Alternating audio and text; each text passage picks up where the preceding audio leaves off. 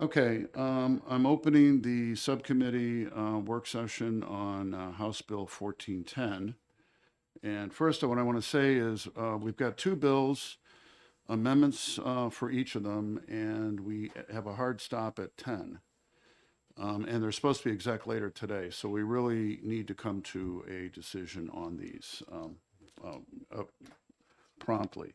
So this 1410 is the one that we've met a couple times on and nitpicked through all the different changes. And I got an amendment out of OLS that combines everything. And I didn't get it till last night, so sorry for not sending it earlier.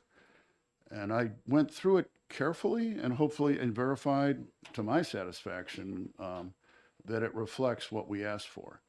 But so what I'd like to do reasonably briefly and leave more time for 1676 is if people if you can look through the amendment, and if you've got any questions or concerns. 1410 we're starting with, yeah. You want to copy the amendments? Okay.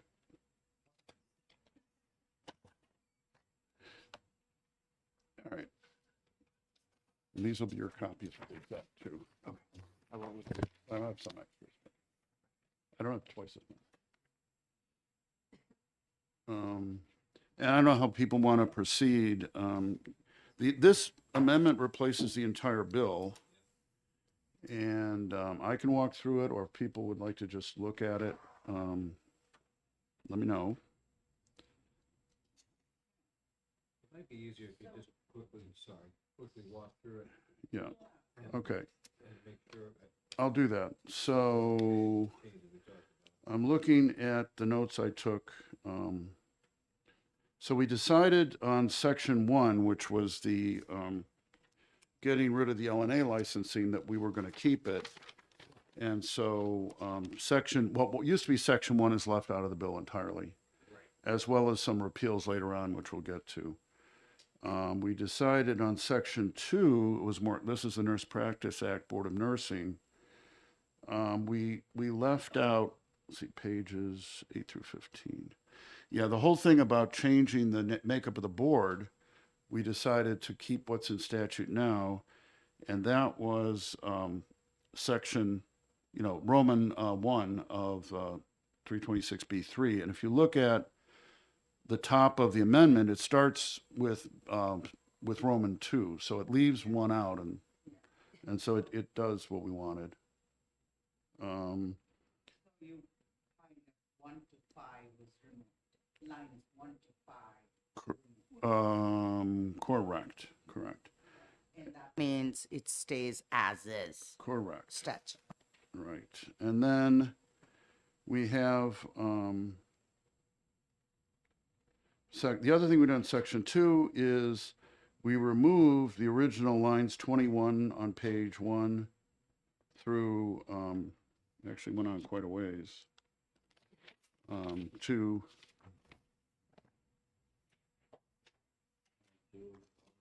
22 of the following page. And so What is shorter from establish eligibility criteria for licensure? Something I'm trying to look at what is missing, what was struck.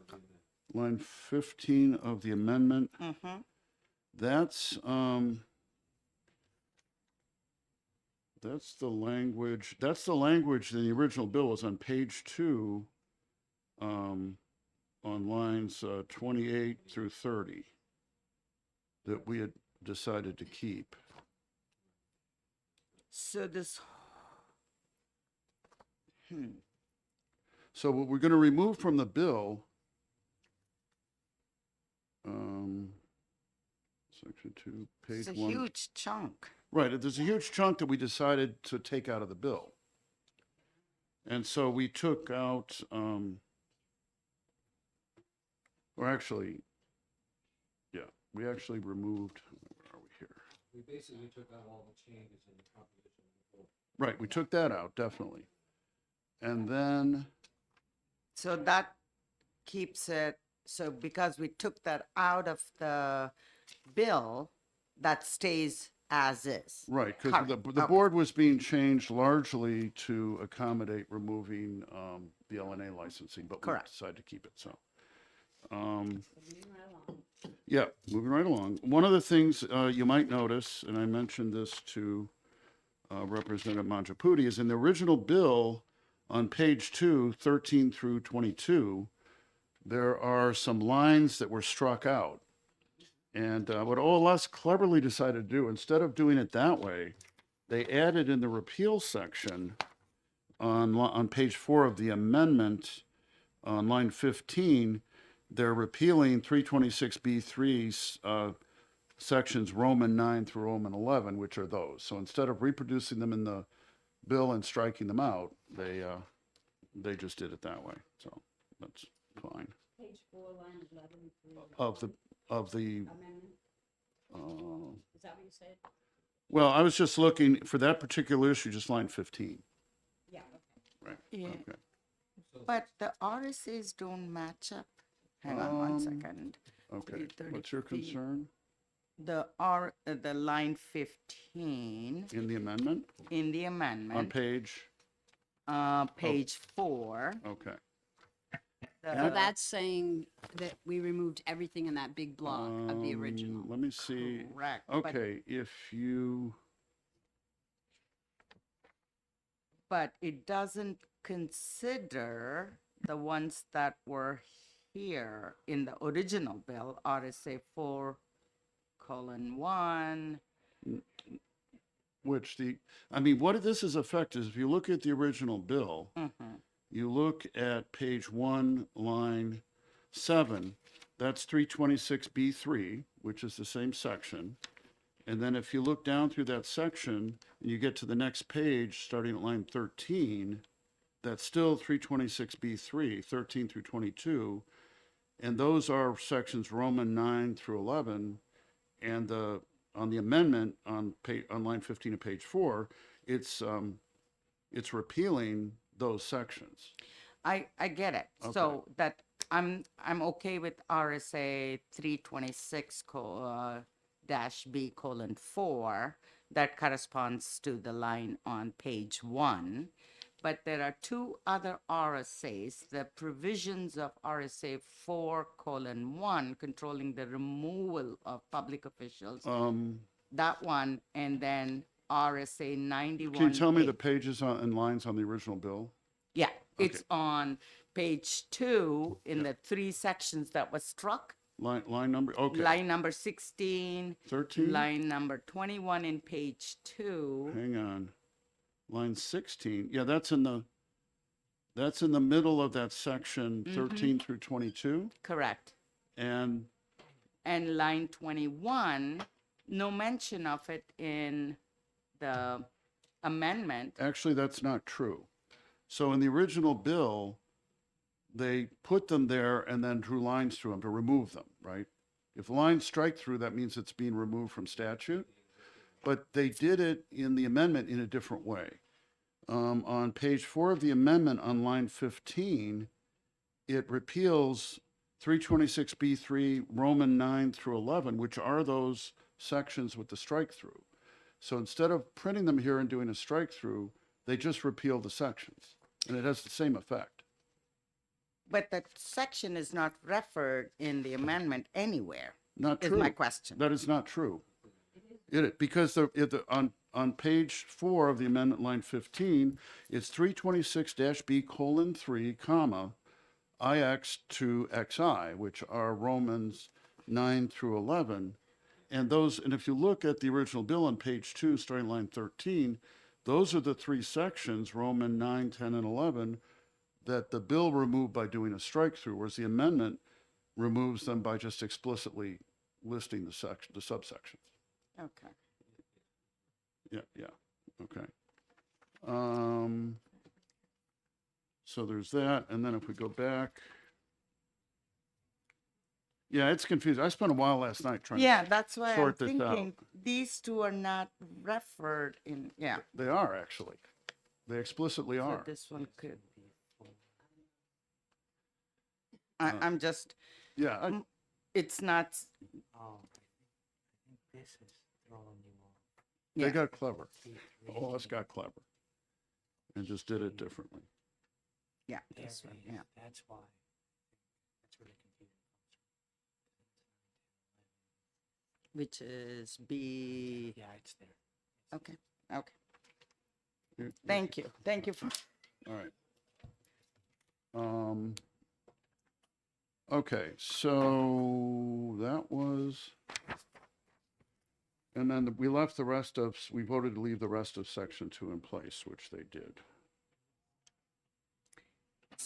And then, I just want one clarification Yeah. on this one, yep, which we repealed. We agreed, the original bill, page 6, 22, 23, 24. I'm sorry, what page? The original bill, page 6, Right. 22, 23, 24, Yeah, and keep the repeal. Could, before we get to page 6, can we go back and keep working through this in order? Because we were kind of on page, or did you get that far? I don't think we I know got we that didn't. far. No, well, the reason I'm saying is the repeal section, it kind of corresponds with, Okay. the amendment corresponds with number 10 on page 6 to number 4 on amendment. Right. No, I understand, but are we okay? We went through page 3 and 4 of the original and made sure the amendment lined up with what we wanted to do before we jumped to page 6. Okay. I That's see all what I'm you're- asking. Okay. Yeah. Yeah. I think everybody's trying to keep on track in their own way. All right, so the original bill, section 3, page 2, lines 23 through page 3, line 20, and that's the nurse practice, we already, powers and duties of the board. So this, we said we wanted to leave it as is. And that's all, where are we here in the bill? That's, On line 15 on page 1 of the amendment. right. Page 1 of the amendment, line 15. Through page 2, line 11 on the amendment. No, the amendment, it can't be page 1. You mean line 9, actually, right, on page 1? Yeah, line 9 on, that says. Yeah, Yes, yeah. Section 3 of the original is not. It's in section 2 of that, and that continues to page 2, line 11, and that is it's the same. It's all the same. I looked through that, and it is the same. So now we're up to, of the bill, let me go to the next page. So we did that, and now there was the original section 4. And the original section 4, we wanted to remove that section from the bill. That's what we voted on. And that starts on page 3, line 21 of the original bill.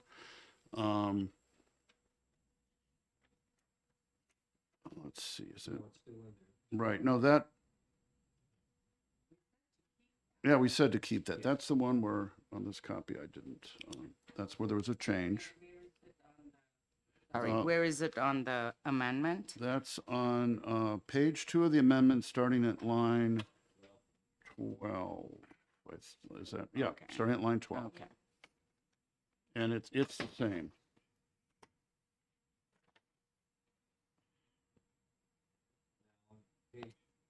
Sorry, I put the mic on. Yeah. On page 4 Of the of the bill? original, Yep, line 24 to 28 was where there was an addition, and that stays the same, and that's where we want it to be, right? right, didn't change that's, that. right, that's in the amendment. It's page 3, lines 14 through 18. Correct. Correct. So they just that's- reproduced that whole section of the bill. Yeah, that's because that's a federal registry. Right, we want to refer to it. Yeah. And So- then, okay, Chair, yeah, I have a question in Sure. that. yeah, How does, so that has to come in a LNA licensing and registration, that's a separate bill, so we're not dealing with it. We are just keeping it in the statute the way, and it'll be addressed in a separate bill. if you could come up, Doug, as I recall, you said that this was included because there's some reason to put this reference in there, but it doesn't, as I recall. Mr. Chair, if I may, certainly. as I recall, Director Courtney thought that she could handle the LNA issues through Yeah, but that was, policy and procedure. that was the fees and getting the money, but that's separate from what's in this bill. No, my understanding, just to back up what But Representative that's not Gould part of said this bill. was, yeah, I'm gonna really insist on moving along because we have a hard stop. So, Point me where you want me. yeah, this was on on the amendment. original bill, page 424 through 28, which is adding the reference to 42 CFR. Oh, yeah. We're gonna be doing that regardless. Okay, But so this is this is just for just putting in there clarification. what you're doing anyway? Yeah. Okay, It's just so people understand. right, but it's not really changing anything Correct. else. Okay, thank you. All right, I'd like to move on to, in the original bill, section 5, page 4, starting at line 29. Page 4, section 5, page 4, line 29. There were three changes to the criminal history check for Nurse Practice Act. The first one was put in there because we were going to remove LNAs. Yeah. And so that's no longer needed since we're Right. keeping LNAs. There were two other changes which were reflecting the fact that we gave certain authority on fee making and other things, to OPLC rather than the board, and those remain. And so if you look at the amendment, page 3, starting at line 19 through 25, it keeps those changes and gets rid of the one that we don't need anymore. That's correct, as we wanted it, right? Right. And then page 6 in the original bill,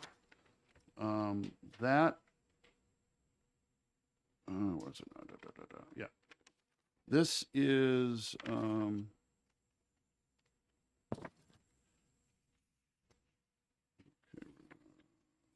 6. On B25, I'm trying to get things lined up. Oh, I'm looking at, so that's page 4 on amendment. page 4, right, starting at line, we got through I'm trying to get lined up again. So we got through the section 5 of the original bill, which is now section 4, section 6 of the original bill. Oh, the other thing, if you look on the amendment, there on page 3, line 24, there's a new section, and that was actually recommended by Mr. Osterhaus, and it's another case where it's language cleanup because the fees are no longer with the board; they're with OPLC, and so that's there. Okay, so now we're on to. Was Yep. that only for, I thought that was only for LNAs, not, Well, it was done for everything, but this one, there was one that was missed when we originally Right. did it. Okay, can we I thought that was, because the nurse practitioners, they pay their dues or the well, employer pays. what we did is for all the boards, we said the boards no longer set the fees. OPLC sets the fees for everything. But this one we missed, and it still gave, it said the fees are established by the board. So as part of the rest of this, we're taking as established by the board out. Because OPLC sets all fees now. And the problem is we gave the authority to OPLC, but there's some lingering things where we left it with the boards, and that's a conflict in statute. Is that, okay. Okay? I see the head nodding, yes.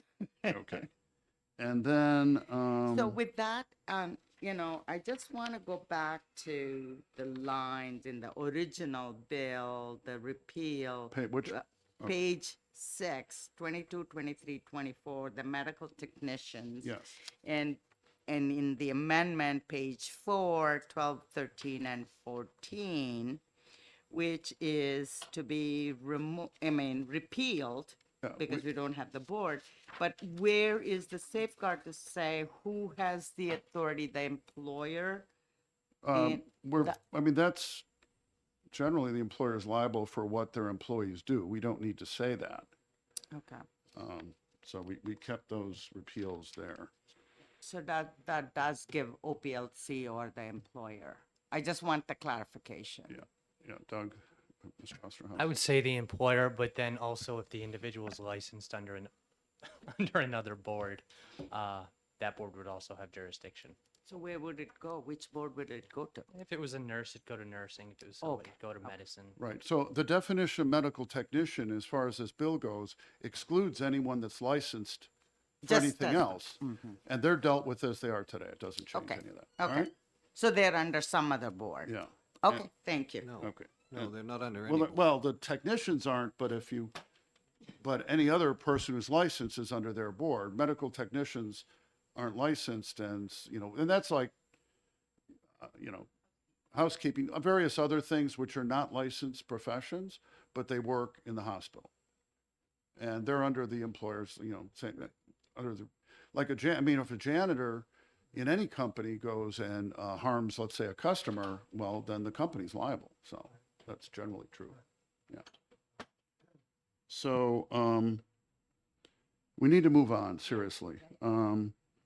Sorry about that, but we really, really do, because we have a hard stop. So if we look at, in the original bill, section 6, which is,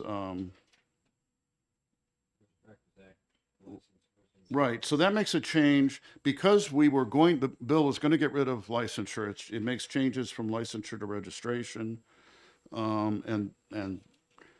Since we decided to keep it, this whole section goes away, and it's not in the amendment. We're not following section. The original bill, page 4, line 35. Okay. And that goes on to page 5, line 35. And so all of that is gone, which is what we voted to do. Okay.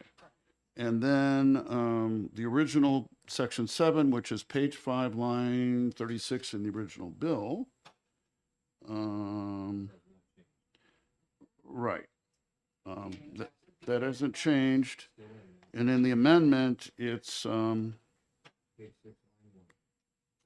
amendment, there's no page 6. Line 28, page 3. Right. Thank you. Starts at right, or line. 26, sorry. Yes. Okay. And then, And that's correct.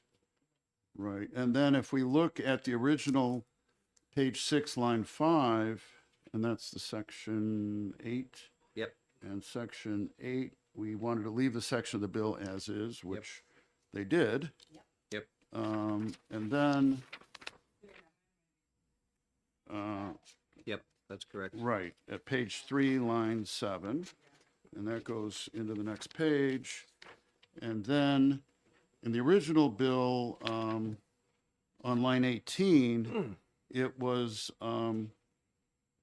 it's which boards that OPLC has authority for, and since we got rid of the medical technician registration, we're still taking out on page 4, line 8 of the amendment, it still references 328I, but the reference to 328J, which was the nurse practitioners, was taken out because we're going to retain the license for nurse practitioners.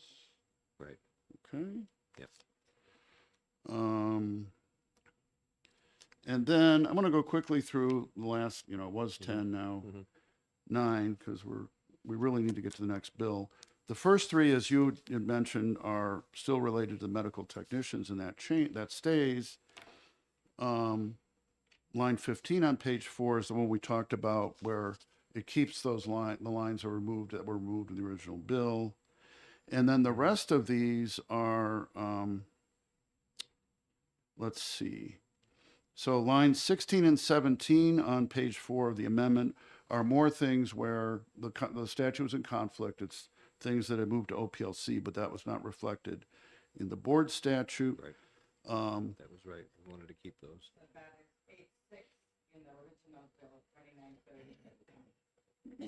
Those are lines 27 and 28 on the original bill. Right. And And so, okay. We left in licensor application because that was for the LNAs. We're keeping the LNA license, and that had to stay.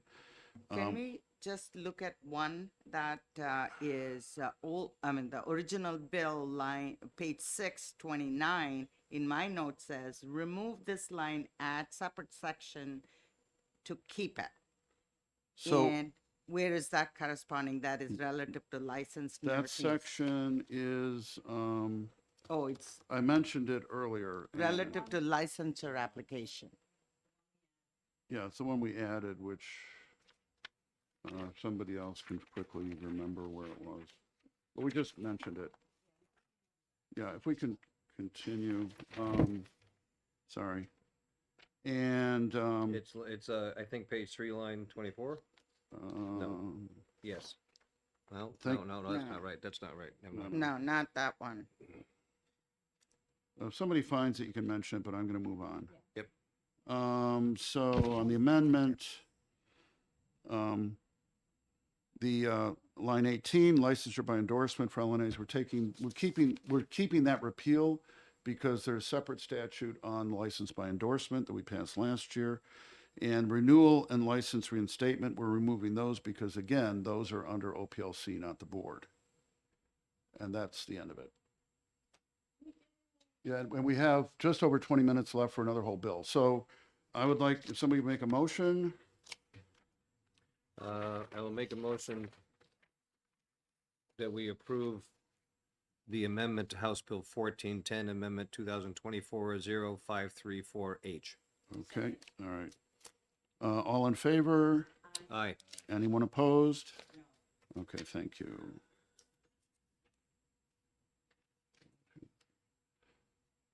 Okay, that's 5-0. All right.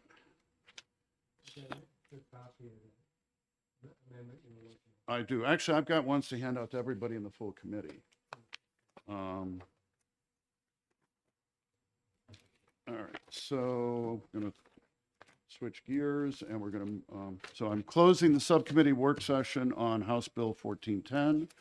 And as soon as I get organized here, I'm opening the subcommittee work session on House Bill 1676. And this, we have to be very brief. I apologize for that, but we have a hard stop in 20 minutes. So I'll just quickly go over what I did here. The statement of purpose is just what we discussed and voted on a previous subcommittee meeting. And then, you know, the changes to the membership of the board, which is on, you know, it's, the membership starts on line 22 of page 1 of the amendment. Is you know, it's what I handed out, basically. It'd be, Yeah. you know, 2 members of EDNA, 1 from the minority party, appointed by the speaker, 1 member of House Consumer Affairs, appointed by the speaker. Same thing for the Senate, appointed by the Senate president. Public member representing the interest of business in New Hampshire, appointed by the BIA. And I checked with leadership in the BIA, and they're fine with that, which I would expect, but they were. Executive director of OPLC or her designee, I'm wondering. 2 members of the public appointed by the governor with consent of the council, and 1 public member representing healthcare employers appointed by the government with consent of the council. And that one, I mean, there's been various ideas on organizations they should come from, hospital association or whatever. The problem is, from as far as I could tell, there's not one overarching group that represents all the healthcare workers, so I'm leaving it that way. And it says it's the same language that we have in all the boards. Public members can't hold a license or be a spouse of them. That's that. And legislative members get mileage. So we're on page 2, and now we're in, and the part that was in the original bill, which is, you know, the things for the duties of board for them to compare. And there's no, you know, nothing should be read into the order here. They're a list of things, and there's an or at the end, so they can do any of them. And Is then, it they have to do any of them or all of them? no, any, there's an or. So If you- they can pick up few of those and not do the whole list. Well, it's a matter of, these are the options, okay? these are the things, actually, this one is in, these are the things they should consider, but it doesn't tell them what their conclusion has to be. They should look at these options. And maybe they will look at some of them very briefly because they don't think they make any sense, and that's fine.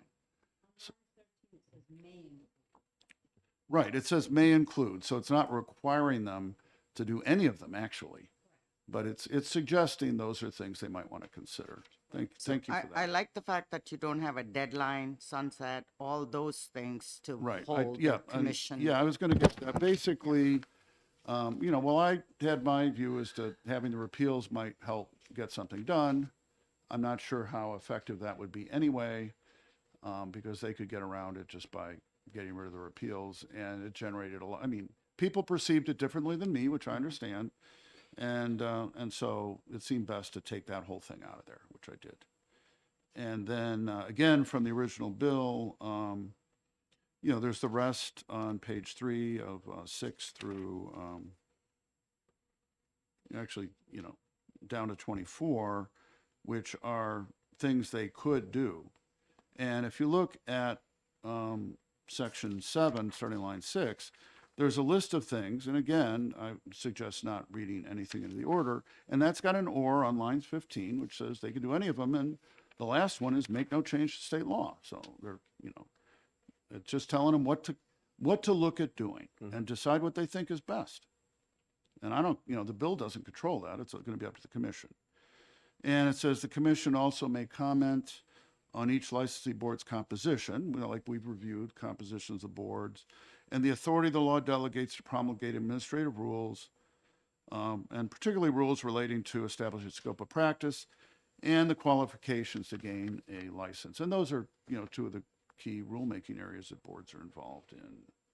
And then some other things they can comment on, but they may comment on. At least things for them to think about is the idea in section 9. And then there's already in statute a thing where, unless the bill creating the commission states otherwise, all commissions automatically expire after 5 years. But in discussion with Chair McGuire, she suggested adding it here explicitly, which in section 3, lines 25 and 26, do that. Sorry if you lost me. If you look at line 25 and 26, prospective repeal, it says relative to evaluate various occupational boards and commissions and to recommend needed changes is repealed. And if you look at the effective date section, it says section 3 of this act will take effect December the 31st, 2029, which is the 5 years. Oh, that's, okay, I get it. That's a very convoluted way to say that. But Correct. I just told them to have it repeal after 5 years, and this is how OLS did it, so. My and 2 it cents works. on this Yeah. is I still feel this is a little premature, having just implemented this major change last year, which hasn't been implemented. This is not statutory commission or committees. It is the regulatory boards and the commission or committee.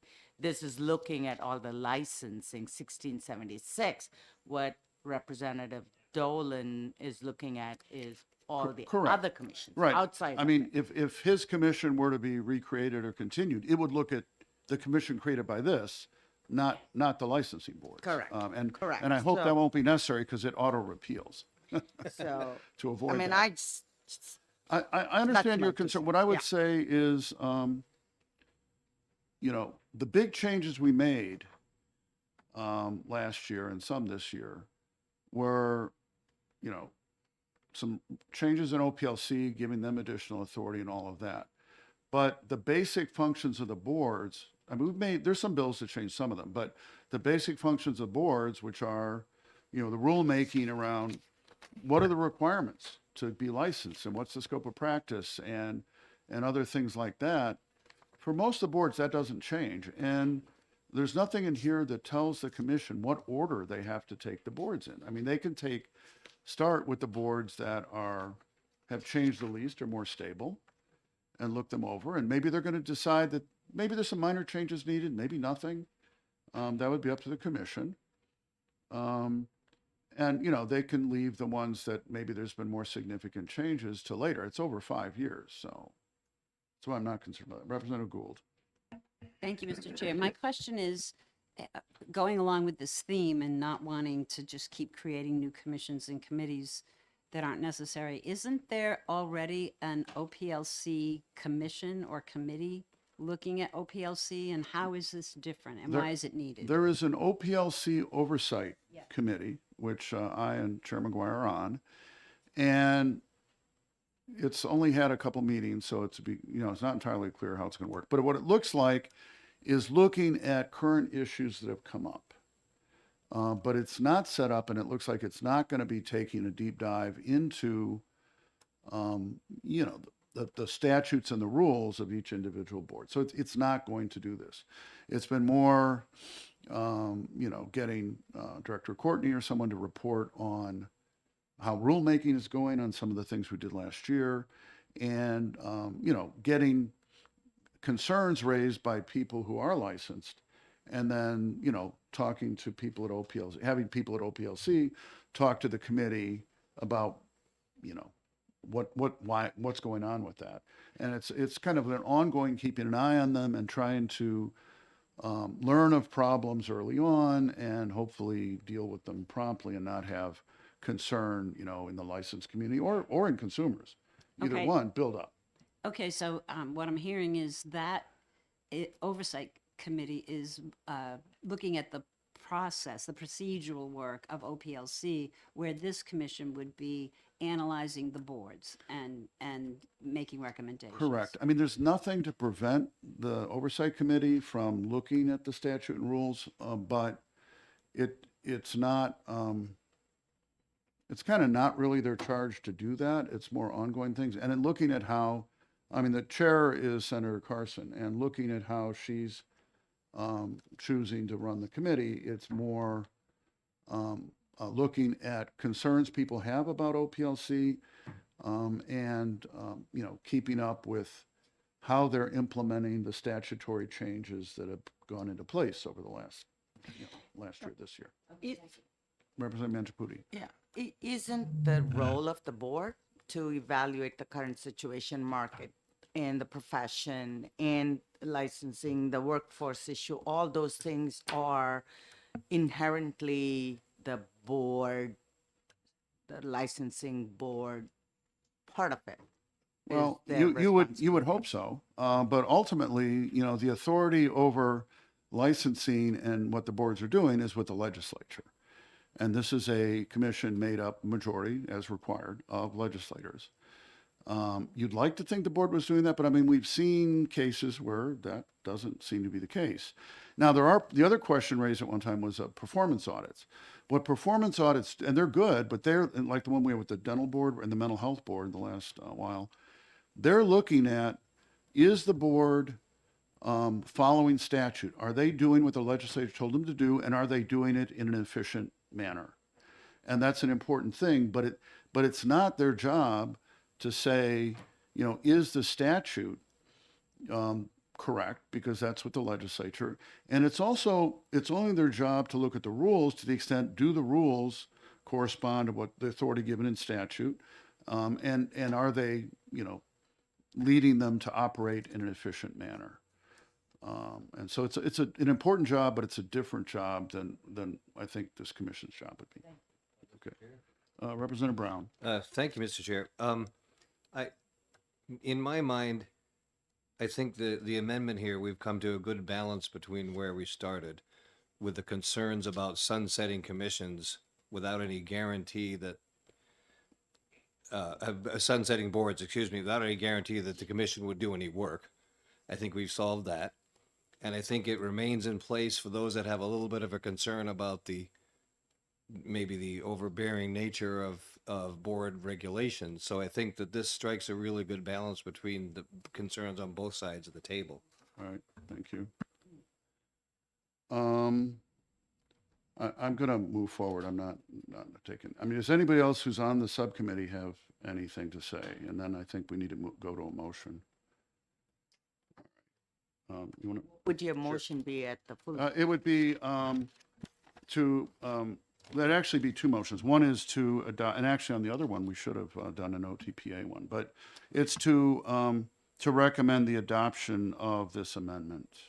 So I would do that, make a motion that we vote to approve the amendment to House Bill 1676, Amendment 2024-0478H. Okay, thank you. A second? Bailey, okay.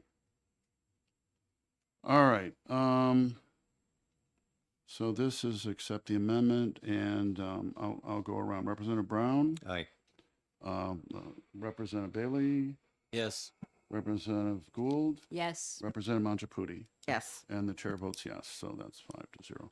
And then I think I need to make, and I may go back to the other one, I'll accept an OTPA, yeah. So make a motion for ought to pass as amended for House Bill 1676 with the amendment 2024-0478H. Okay. 478H. And Representative Bailey seconds. So all in favor? Aye. Anyone opposed? Aye. Okay, thank you. And I'm, And then, yeah, I got it. We'll go back to, make a motion to. well, hang on, I gotta do Sorry. something official first. Okay. I'm closing the subcommittee work session of House Bill 1676 and reopening the one on House Bill 1410. And yes, I'll accept a motion. Okay. So make a motion for ought to pass as amended, With amendment, yes. Yeah. OTPA 14, on House Bill 1410, Amendment 2024-0534H. Okay, and I'll second it. We are just accepting the amendment. It's right. We accepted the amendment, but I neglected to make the second motion, which is to recommend the whole bill as amended. So all in favor? Aye. Anyone opposed? Aye. Okay, thank you. I assume you're not saying you're voting to be opposed, but no.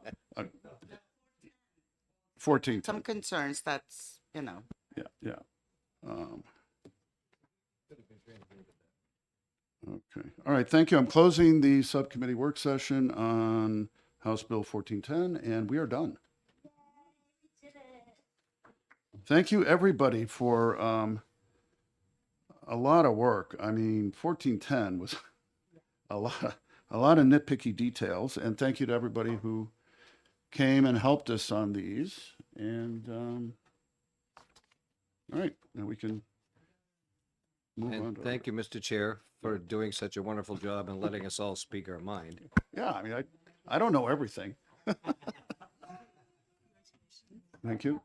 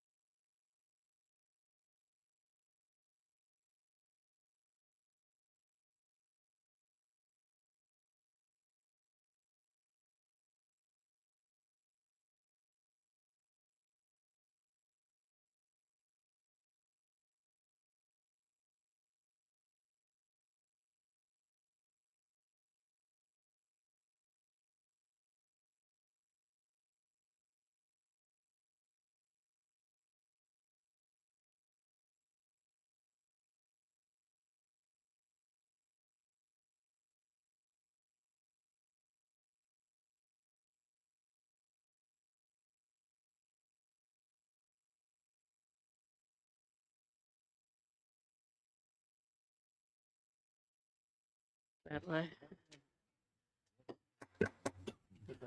All right, welcome to eDNA. Today we are going to be execing all of our early bills and a few others. And I wanted to give people a heads up on the schedule. We have 2 days of hearings next week on Tuesday and Wednesday. The following week, we have hearings on Wednesday, and that is the last of the hearings that I know about. We'll probably get second committee bills, but those will be after the vacation week. The deadline for all our other bills is March 21st. So there's plenty of time for subcommittee work on the bills we have remaining. But I'm going on vacation. It's the first time eDNA has not had to schedule things during vacation week in a long time. So, all right, and but yeah, that's it. And my plan for today is to start with the pension bills. Do the licensing bills after lunch, assuming that we aren't finished before lunch, and finish up with the time change, because those aren't early bills and we don't need to finish them today. All right. So Representative Simon, you have a motion on which one? 1647? 1647. All right, 1647. Just get my stuff.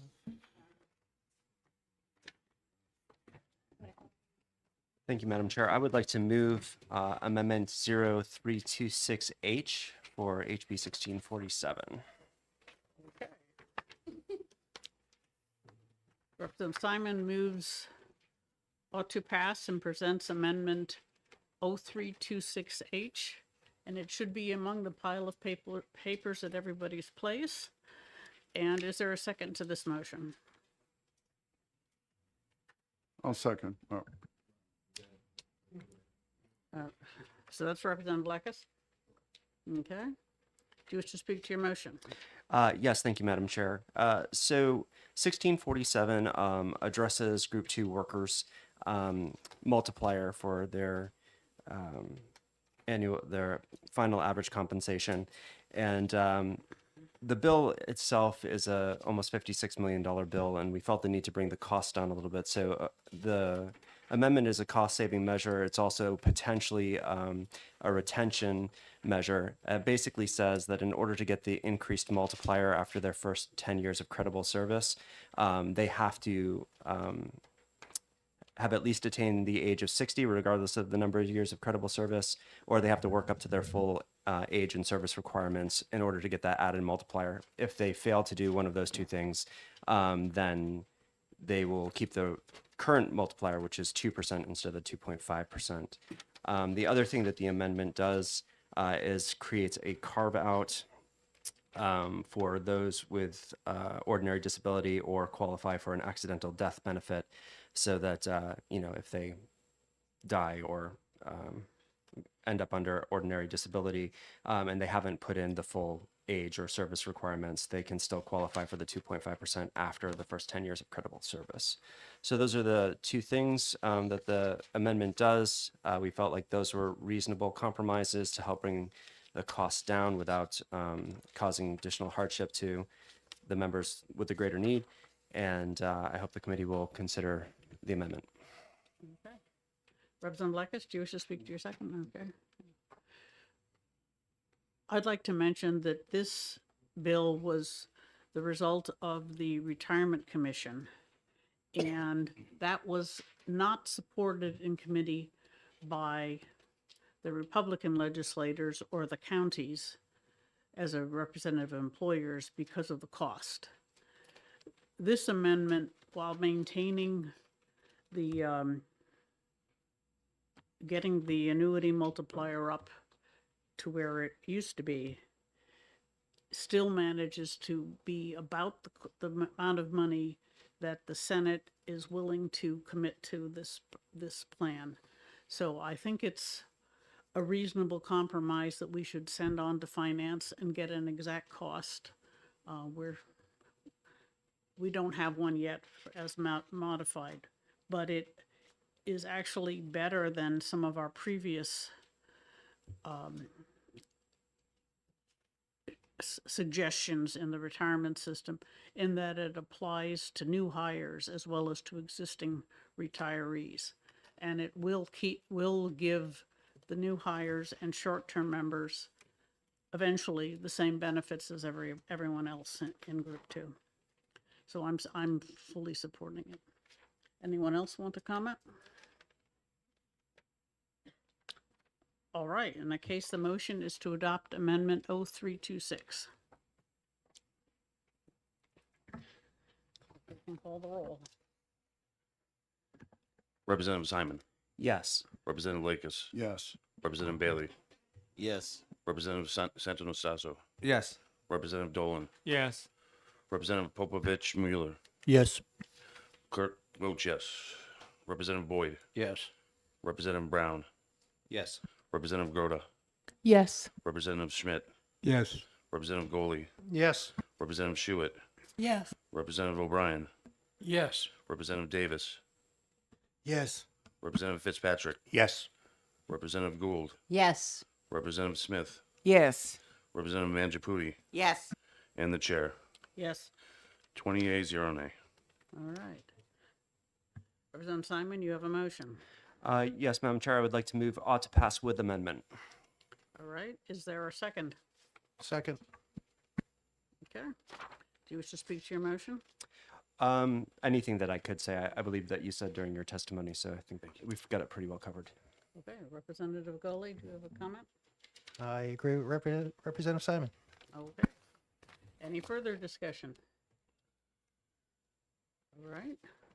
In that case, the motion is ought to pass with Amendment 0326 on House Bill 1647, and the clerk can call the roll. Representative Simon, Yes. Representative Lakis, Yes. Representative Bailey, Yes. Representative Santo Sasso, Yes. Representative Dolan, Yes. Representative Popovich Mueller, Yes. Clerk votes yes. Representative Boyd, Yes. Representative Brown, Yes. Representative Groda, Yes. Representative Schmidt, Yes. Representative Goley, Yes. Representative Schuett, Yes. Representative O'Brien, Yes. Representative Davis, Yes. Representative Fitzpatrick, Yes. Representative Gould, Yes. Representative Smith, Yes. Representative Mangiapudi, Yes. and the chair. Yes. 20 yeas, 0 nay. All right, this will not go on consent. There's too much money involved. All right. House Bill 1211. Part-time employment of a retirement system retiree. Can you get somebody for that? Oh, it was Gerhard, right? Yeah. I'll make the motion. Representative Simon? Thank you, Madam Chair. I'd like to move ITL on HB 1211. All right. Second.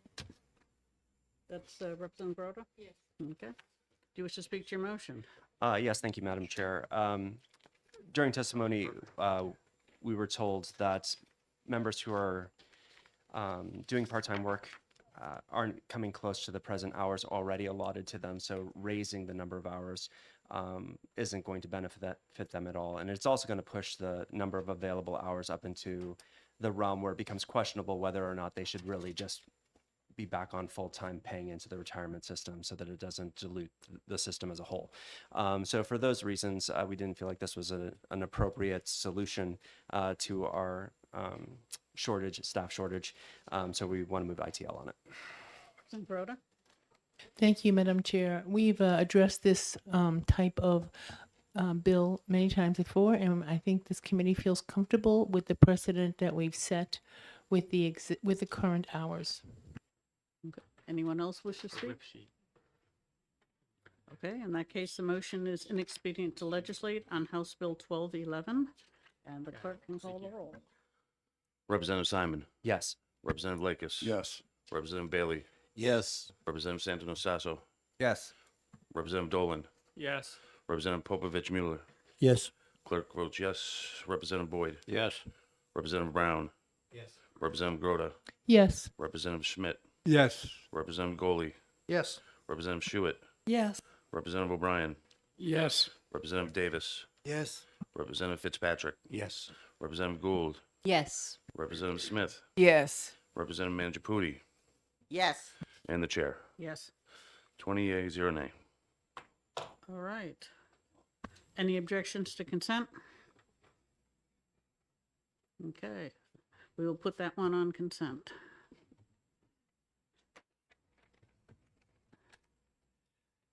House Bill 1307, supplemental appropriation for disability retirement. Representative Davis, you have a motion? I make a motion of ought to pass with amendment. All right. What number is the amendment? 0510. 0510, which will be passed around. Everybody should. Everybody should have one, okay. So that's moved by Representative Davis. Is there a second? Okay, seconded by Representative Simon. Representative Davis, you should speak to your motion. This bill seeks to put into statute that those on accidental disability benefits receive all the COLAs and supplemental appropriations authorized by the legislature in the future. This is to include the one-time supplemental appropriation passed last year of $500. Somehow, accidental disability members were left out of the bill last year, so this seeks to give them that money and also to make sure that they're treated equally in the future. All right, Representative Simon? Thank you, Madam Chair. The amendment before the committee simply raises the allowance for those members whose pay in 2023 was not greater than $50,000 as opposed to $40,000. That'll add another, I think it was 85, 86, 70 to 80 people who typically get left out of these stipends. So we wanted to make sure that they were included, and the cost isn't going to be very exorbitant. So we felt like that was reasonable. And I'd like to say that one reason for the increase is that it's largely Group 2 members who do not receive Social Security, so their pension is larger than a Group 1 pension because of that.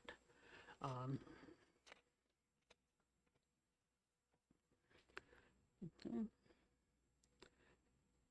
Any further comments, questions, concerns? Okay, the motion is to adopt Amendment 0510H to House Bill 1307, and the clerk can call the roll. Representative Simon, Yes. Representative Lakis, Yes. Representative Bailey, Yes. Representative Santonastaso, Yes. Representative Dolan, Yes. Representative Popovich Mueller, Yes. Clerk votes yes. Representative Boyd, Yes. Representative Brown, Yes. Representative Groda, Yes. Representative Schmidt, Yes. Representative Goley, Yes. Representative Schuett, Yes. Representative O'Brien, Yes. Representative Davis, Yes. Representative Fitzpatrick, Yes. Representative Gould, Yes. Representative Smith, Yes. Representative Mangiapudi, Yes. and the chair. Yes. 20 yeas, 0 nay. All right, Representative Davis, you have a motion? Yes, ought to pass with amendment. Second by, I'll second. okay. Do you wish to speak to your motion? I think I covered everything in the big. Representative Groda? I have nothing to add to what Representative Davis said. Okay. Anyone else wish to comment, question, discuss? Seeing none, the motion is ought to pass with Amendment 0510 to House Bill 1307, and the clerk can call the roll. Representative Simon, Yes. Representative Lakis, Yes. Representative Bailey, Yes. Representative Santonastaso, Yes. Representative Dolan, Yes. Representative Popovich Mueller, Yes. Clerk votes yes. Representative Boyd, Yes. Representative Brown, Yes. Representative Groda, Yes. Representative Schmidt, Yes. Representative Goley, Yes. Representative Schuett, Yes. Representative O'Brien, Yes. Representative Davis, Yes. Representative Fitzpatrick, Yes. Representative Gould, Yes. Representative Smith, Yes. Representative Mangiapudi, Yes. and the chair. Yes. 20 yeas, 0 nay. All right, I don't think this should go on consent because of the dollar amount. All right, moving right along. House Bill 1653. Representative Simon, Thank you, Madam Chair. I would like to move interim study on HB 1653. is there a second? I'll second. Okay.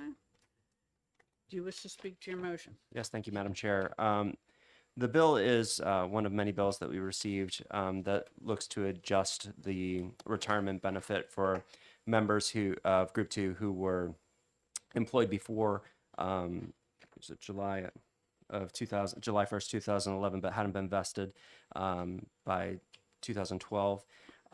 In this particular bill, they were looking to increase those benefits by allowing overtime pay to be included as base pay, and also for those who commence service on or after before July 1st, 2011, for compensation for extra and special duty to be included in the calculations.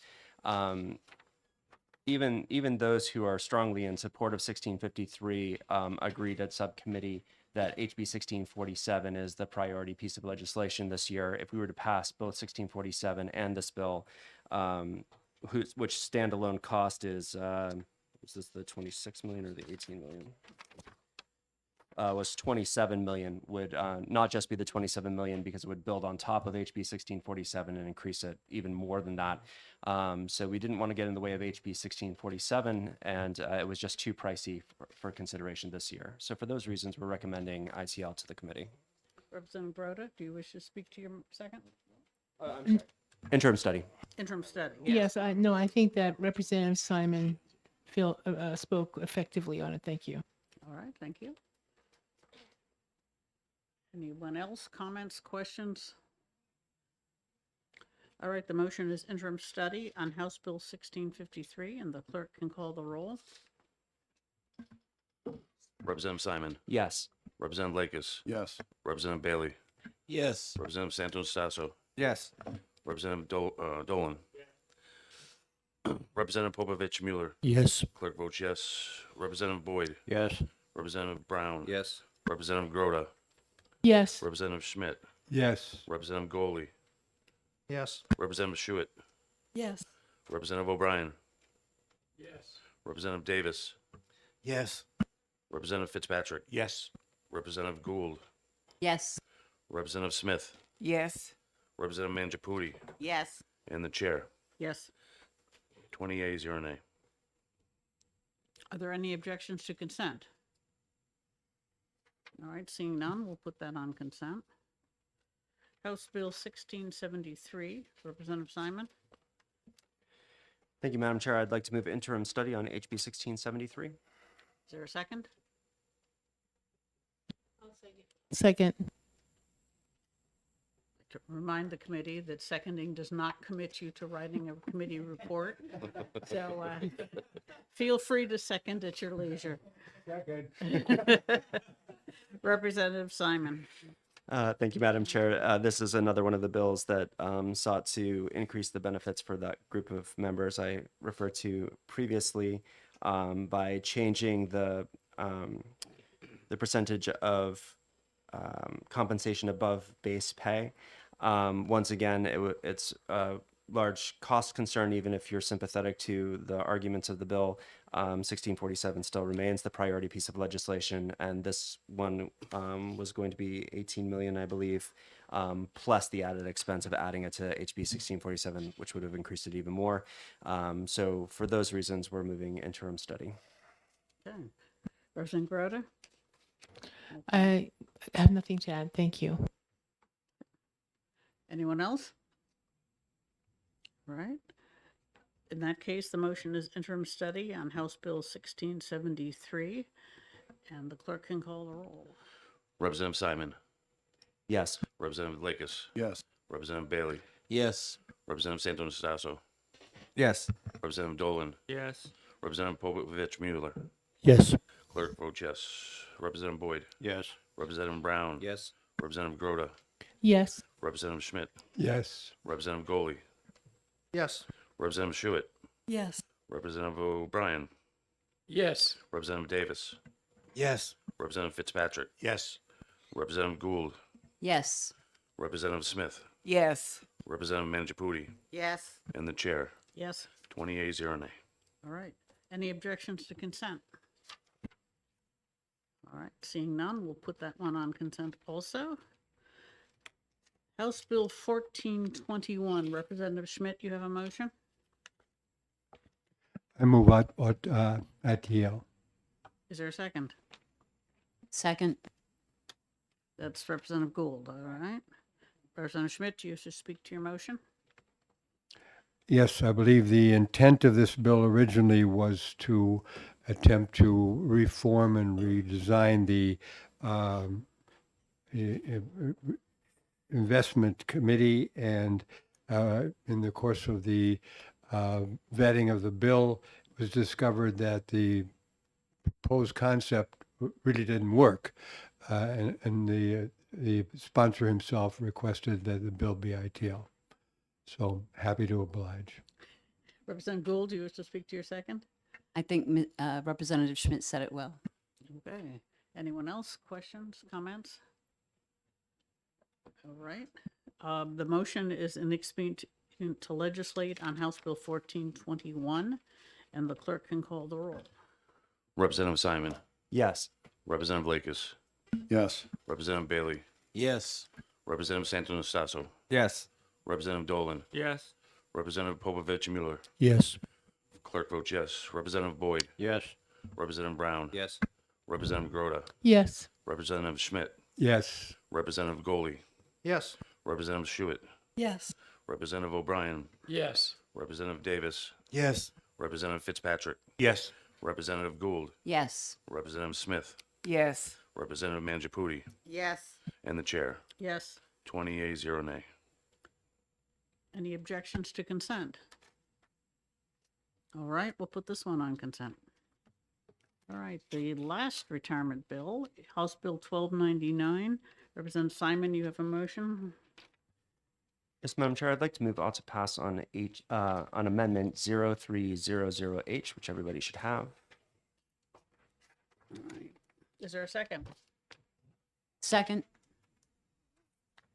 Representative Gould seconds. Do you wish to speak to your motion? Yes, thank you, Madam Chair. I would say that coming out of subcommittee, the ought to pass motion is more a desire to just bring the idea before the whole committee and have a conversation about it, more so than we feel very, very strongly about it. I think everybody can see both sides of the issue. But this bill was the original bill was brought before us because the instructors of the fire education at the community college were indicating that they were having a difficult time hiring qualified candidates for that position. And they wanted to have members who had 10 years of fire service experience be able to keep their Group 2 benefits, retirement benefits, and then move over and take one of these teaching positions. The community college system, as you can see from testimony, is against this. They don't want to have two different kinds of groups at the college system, which is a reasonable argument. The reason why I'm bringing this amendment forward is it would up the requirement to 20 years of fire service experience before a member could be considered to move over to one of these positions and maintain their benefits. My biggest concerns after talking to people are that it seems to me that the people that we want teaching these courses are people who have actual field experience. They are teaching the next group of firefighters, the skills that they will need to protect the rest of the community from fire. If we are indeed having a hard time getting those kinds of people to take these positions because they'll end up potentially taking a substantial cut to their retirement benefit if they do, which was the testimony that we received, then I would love to see some sort of mechanism for them to be able to keep their benefits and teach these in these positions. I know that there's concerns that we don't typically, pass legislation for a couple of people, which I agree with, but I actually think this brings these educators more in line with other people who teach either at the fire academy or even with with fire chiefs who aren't still typically fighting fires out in the field, but can still maintain their Group 2 benefits. It seems from that perspective that we would just be including these and not making a special exception for these particular educators. And the last thing that I would say is we upped it to 20 years because the purpose of Group 2 benefit, without question, is the benefit is there because the members are putting life and limb on the line every day. And after only 10 years, it didn't seem fair to the rest of Group 2 members to allow them to switch over to this particular kind of job and maintain that benefit. But my feeling was potentially after 20 years of actual firefighting service in the field, putting life and limb on the line, getting fairly close, pretty close to their full age and service requirements, that having them move into this position to once again stay active, teaching the next generation of firefighters was not so different, as I said before, from fire chiefs or from those who work at the fire academy. So just wanted to bring that to the attention of the committee and have some conversation and see what other people felt about it. Okay, Representative Gould, do you wish to speak to your second? Whoops, thank you, Madam Chair. I just think the committee did a really good job blending two different points of view. All right. Anyone else? Representative Goley. Thank you, Madam Chair, and I'll be voting against this amendment, and if it comes forward against the bill itself. While I feel the need, see the need for instructors that have the expertise and experience in the field. Once again, we just look at robbing Peter to pay Paul because you're taking a seasoned 20-year veteran in the fire service to leave that position to go to a position we're hearing is hard to fill. But you need to really go back and look at the municipality. You just took that firefighter that has that experience from in the position they're having to fill. And they have the same problem filling that position. That's one of the reasons. Okay. But the other reason, if I may continue, is you are gonna come into the position where you could be paying 2 employees doing the same exact job, 2 different benefits. One who's come from Group 2 over into that position, and someone who may have come from either out of state or just here in New Hampshire that was never in Group 2 is only receiving Group 1 benefits. You heard in testimony, oh, well, there wouldn't be an issue with that. Well, I'm telling you, if you were in that workforce and that was happening, I'm sure you would raise a stink and say, well, I want my position in Group 2 as well because I'm doing the same job he's doing right here and right now. So for those reasons, I can't vote for this. Thank you. Okay. Representative Popovich Miller. Thank you. Not having been here during the hearings, I just wanted to ask, if the committee is basically trying to help CCSNH when CCSNH says they don't need this help, thank you very much. What was said during testimony that leads us to, supporting a bill to help CCSNH against their own objections? I just want to be It was informed. more a matter of considering the employees in that position and those who might be hired to fill those positions, not necessarily the community college system, which, as you say, doesn't really want that help. Representative Broda? Yes, I do want to support the comment that Representative Goley made. My concern is that the community college then is put into a situation where they have 2 employees doing the same job, and for the experience that's required is already being met by someone who's teaching there. So I don't support, although I understand the amendment and I support the work that was done for the amendment, I will not be supporting the amendment or the bill. Okay, Representative Simon. Thank you, Madam Chair. Just wanted to clarify a couple things, and thank you for kindly stating that. It's a strange fusion of 2 different worlds. Most of fire training doesn't happen in the education system. It happens at the fire academy, at least my understanding.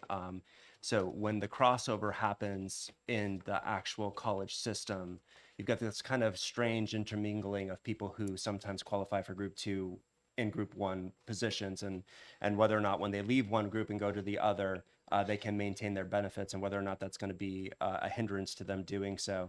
So I understand the college system's situation and why they're asking what they're asking, I think it's completely reasonable. Once again, the amendment's been brought forward to see how the committee felt about it, not so much to strongly push one position or the other. So I just want to make sure that people have information. I don't want to give false.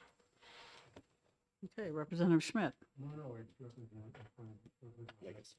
Oh, thank you. I was just going to look over that side. Representative Lekis. Thank you. Although I'm going to oppose the bill for a number of the reasons mentioned, especially by Representative Goley, I'm going to support the amendment. I mean, I'm hoping we don't pass this, but if it does, if we're going to give these people a group two, I'd rather they have had the 20 years experience. It makes more sense. So thank you. Okay.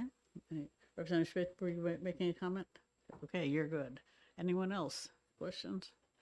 All right, the motion is to adopt Amendment 0300 to House Bill 1299, and the clerk can call the roll. Representative Simon, Yes. Representative Lakis, Yes. Representative Bailey, Yes. Representative Santonastaso, Yes. Representative Dolan, Yes. Representative Popovich Mueller, Yes. Clerk votes yes. Representative Boyd, Yes. Representative Brown, Yes. Representative Groda, No. Representative Schmidt, No. Representative Goley, No. Representative Schuett, No. Representative O'Brien, No. Representative Davis, No. Representative Fitzpatrick, No.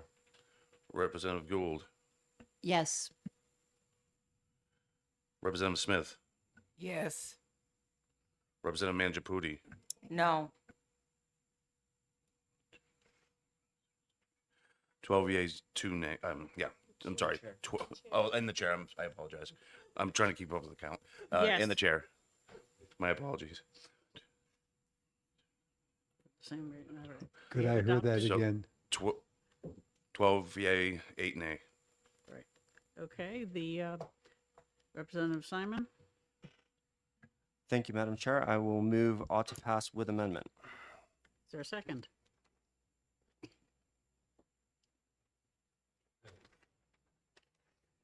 Second by Representative Brown.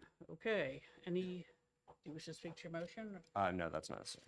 Okay. Anyone else? Representative Yeah, you can. Brown? No comment. Okay. Anyone else wish to speak to the motion? Representative Goley.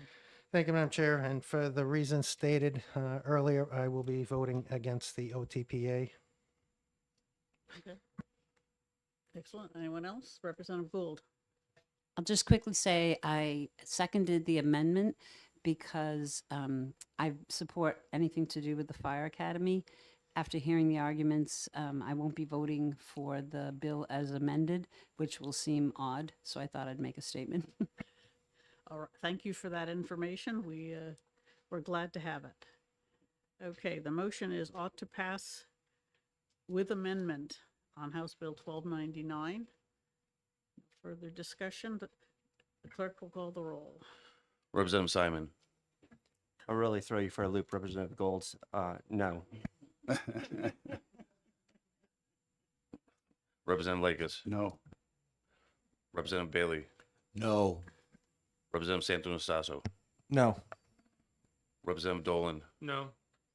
Representative Popovich Mueller, No. Clerk votes no. Representative Boyd, No. Representative Brown, No. Representative Groda, No. Representative Schmidt, Turn my microphone on. No. Representative Goley, No. Representative Schuett, No. Representative O'Brien, No. Representative Davis, No. Representative Fitzpatrick, No. Representative Gould, No. Representative Smith, No. Representative Mangiapudi, No. and the chair. No? All right, so the motion fails. Representative Simon, do you have an alternate motion? Yes, Madam Chair. Thank you for the time and the discussion from the committee. It became evident throughout the course of it. So ITL. Is there a Second. Seconded by Representative Goley, I believe. All right, do you wish to speak to your motion? Yes, thank you, Madam Chair. Like I said, originally in in its original form, nobody was in support. I appreciate people's attention to the amendment, but it became obvious during conversation that people have concerns about this. I think those concerns are reasonable, so I think ITL is a suitable motion. All right. Anyone, Representative Gully? I think I've stated my reasons. Okay. Anyone else have a comment, questions? Okay, in that case, the motion is it expedient to legislate on House Bill 1299, and the clerk can call the roll. Representative Simon, Yes. Representative Lakis, Yes. Representative Bailey, Yes. Representative Santonastasso, Yes. Representative Dolan, Representative Popovich Mueller, Yes. Clerk votes yes. Representative Boyd, Yes. Representative Brown, Yes. Representative Grota, Yes. Representative Schmidt, Yes. Representative Goley, Yes. Representative Schuett, Yes. Representative O'Brien, Yes. Representative Davis, Yes.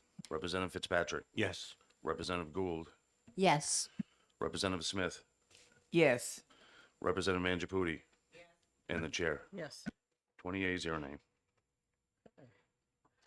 Motion passes. Any objection to consent? Okay, we'll put that one on consent. Okay, and that, I believe, is all the retirement issues. So, moving on to something completely different. Representative Schuett, you have a motion on House Bill 1324. House Bill 1324.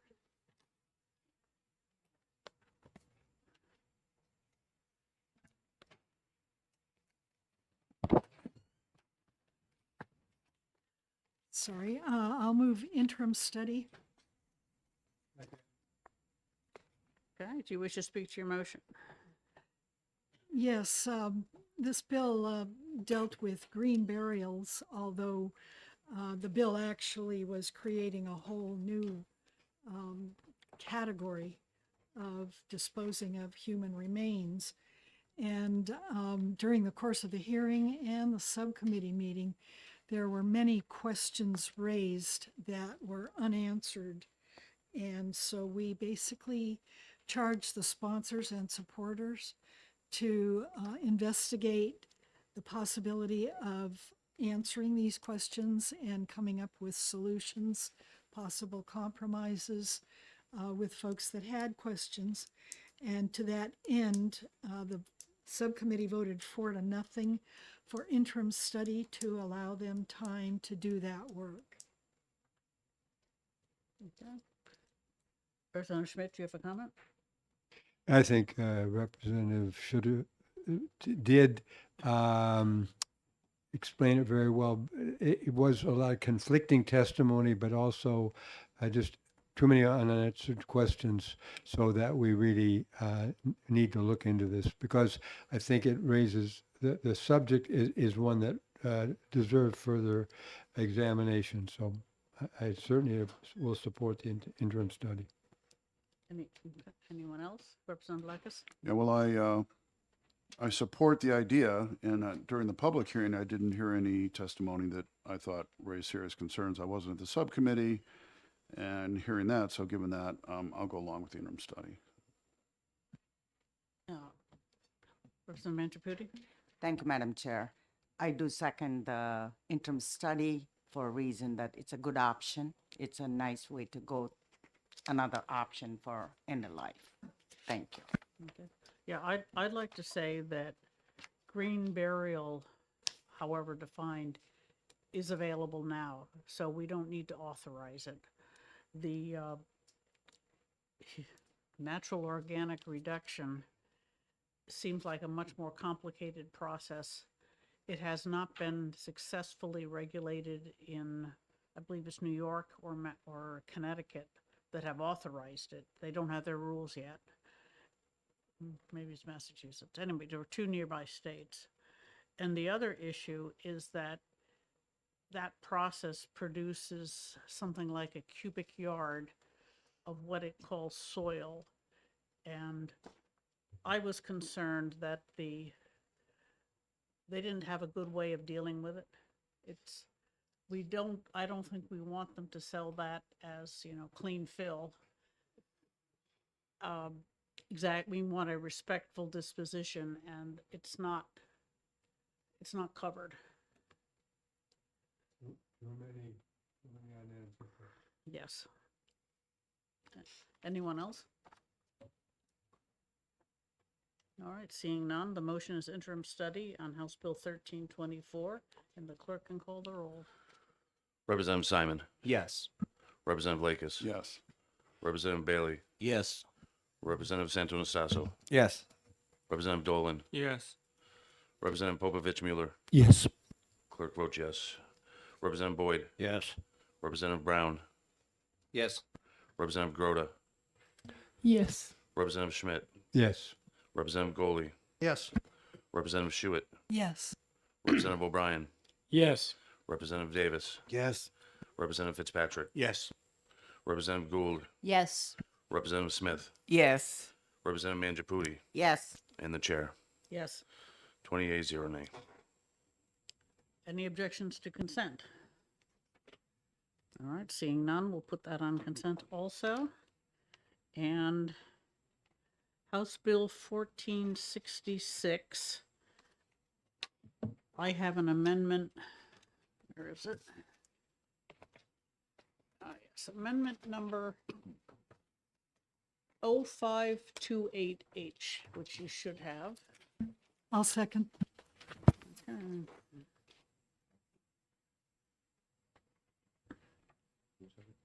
Representative Schuett, seconded. And if anyone wants extra copies, I've got a few. Anyway, we had a subcommittee meeting on this bill and talked about what the intent was and how the bill was being interpreted. We found out that the Department of Safety and Department of Emergency Management is completely federal funded, and they don't have a way to deal with state funds. So they were using this bill as an excuse to set up a complete parallel bureaucracy, which was not favored. They're hiring 5 new people, going to create a new set of rules, the whole bit. So after talking with that department and Representative Weiler, who explained how the fiscal committee works, Representative Schuett and I completely rewrote the bill so that what it does is it explicitly gives a town the authority to request from the fiscal committee grants, limited to $100,000 a year, but the exact amount is at the discretion of the fiscal committee based on the disaster or the amount of money that's on hand, of course. And the intention is that if a disaster occurs, what these small towns seem to need most is a little bit of cash in their pocket so they can keep going. They need to, if they're going to be borrowing money, they need to schedule a town meeting. If they're going to be applying for a FEMA grant, which most of them will, they need to conduct an assessment of the roads and get an estimate of the damage, and that's not instantaneous. So we figured giving them some cash up front should help them deal with the disaster, and it seemed like an appropriate thing for the state to do is to support some of these municipalities. So that's the amendment. I hope it will work. We intend is that this money could be used for matches for FEMA grants or state grants, but if it doesn't, that's okay. We don't know the rules well enough to write how to make sure that it could be used, but we would like it to be used as matching funds. Representative Schuett and then Lakis.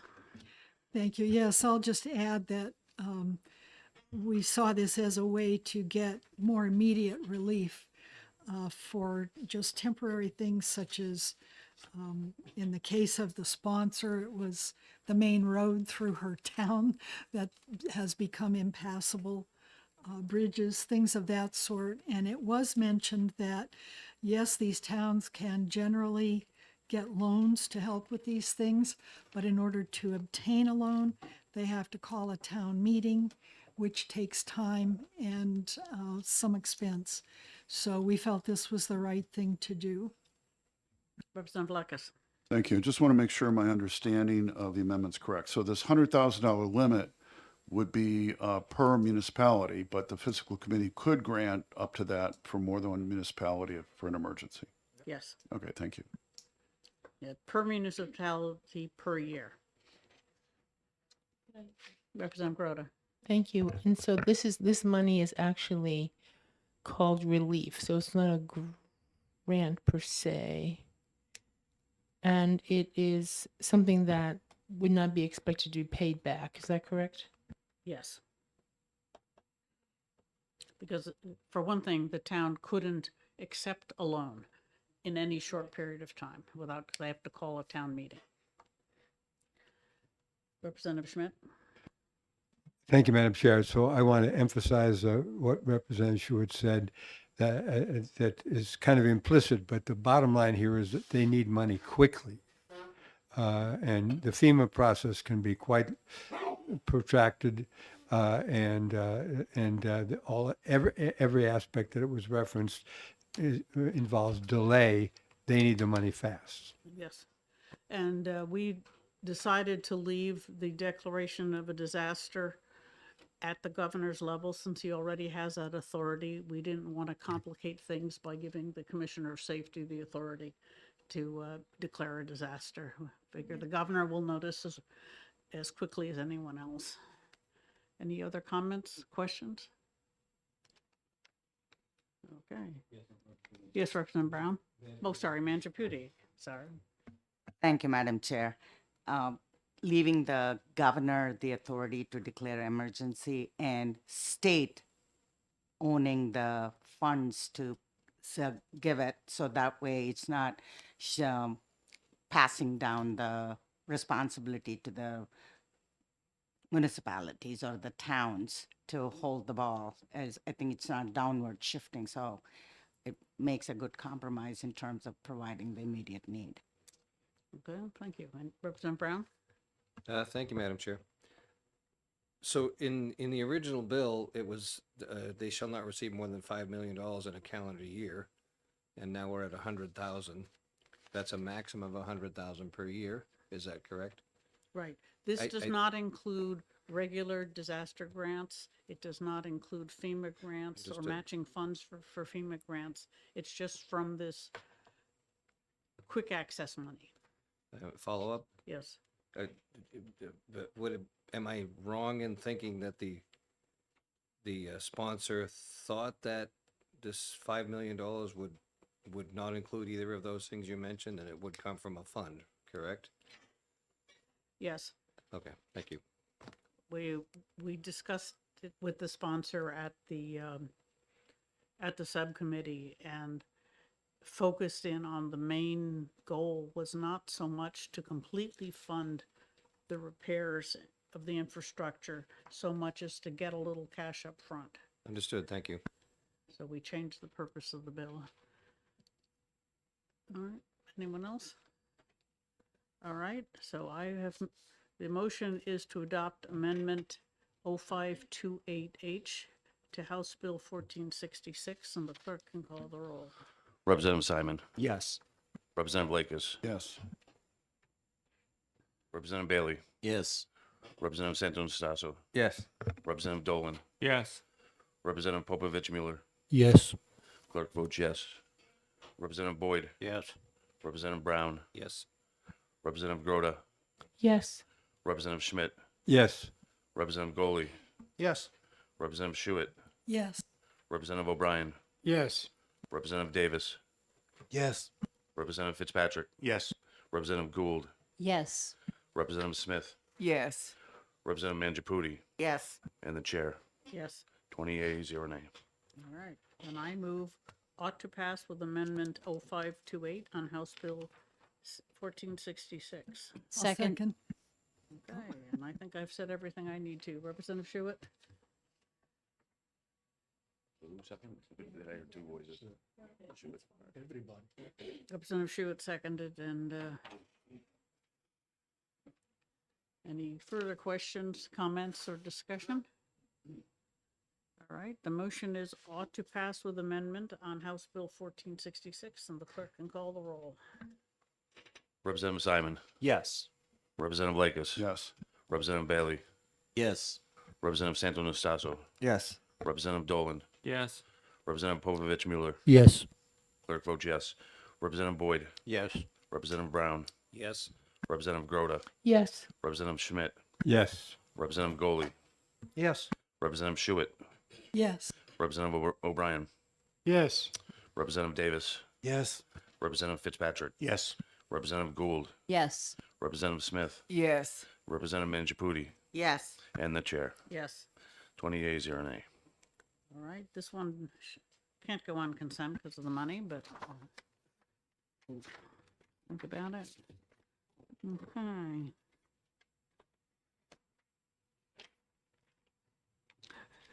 All right, House Bill 1689, Representative Groda, you have a motion. I do. Madam Chair, I wish to move interim study on House Bill 1689. Is there a second? Second. Sherry? Okay. Oh, you should speak to your motion. Thank you. So we had a subcommittee meeting on this, and it became apparent that there are many components to this request that are interrelated, and it needs a much deeper dive than we have time for in our subcommittee. So we are asking to interim study so that we can spend time to really work those conflicts out and understand better the process, because we do think that personal identification protection is important. Okay, Representative Gould? I agree with everything that Representative Grody said, and I do think that that both sides have equal concerns and needs and need to be looked at. So I'm happy that we're recommending to take the time and study. Okay. Representative Lekis? Thank you. I understand there's some problems, but we've had bills addressing this in the past that,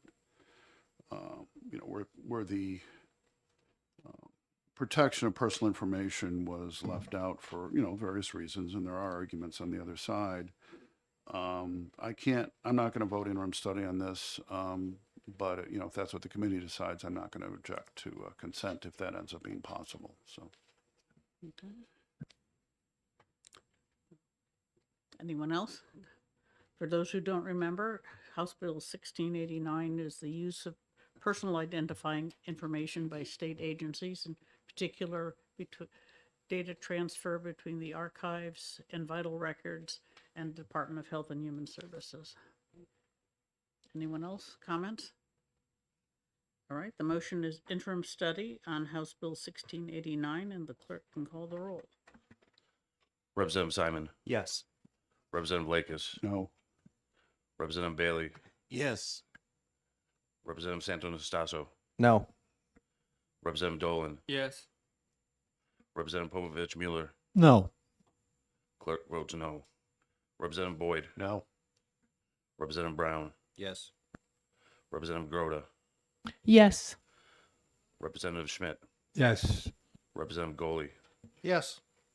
Representative Schuett, Yes. Representative O'Brien. Oh, he left the room. Representative Davis, Yes. Representative Fitzpatrick, Yes. Representative Gould, Yes. Representative Smith, Yes. Representative Manjaputi, Yes. and the chair. Yes. 14 yea, 5 nay. All right, the motion of interim study passes. And Madam Chair, may I ask for a 1-minute recess to make sure that, just to check on Representative O'Brien? yes, this bill will be on the regular Thank calendar. you. I'll be right back. And we will take, let's take a 5-minute recess What?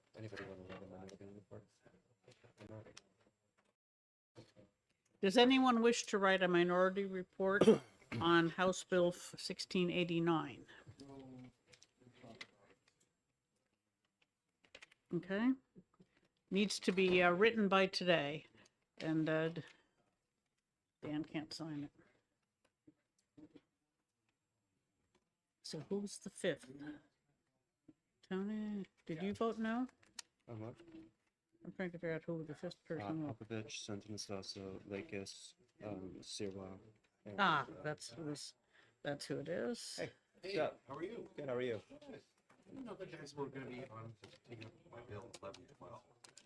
Yes, very shortly.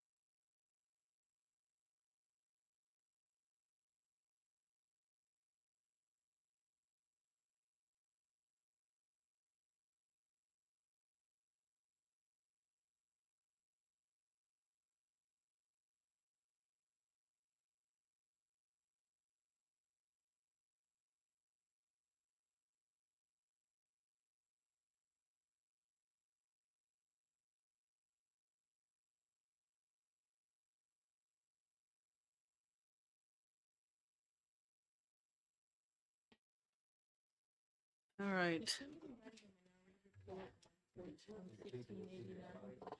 Representative O'Brien is, we hope he will be resting and he will be able to join us after lunch. So I plan to take up a few of the bills that we probably won't be debating much and then break for lunch. So on House Bill 1070, Representative Lekus, you have a motion. Yes, I'd like to make an ITL motion on House Bill 1070. I'll second. Okay. Do you wish to speak to your motion? I do.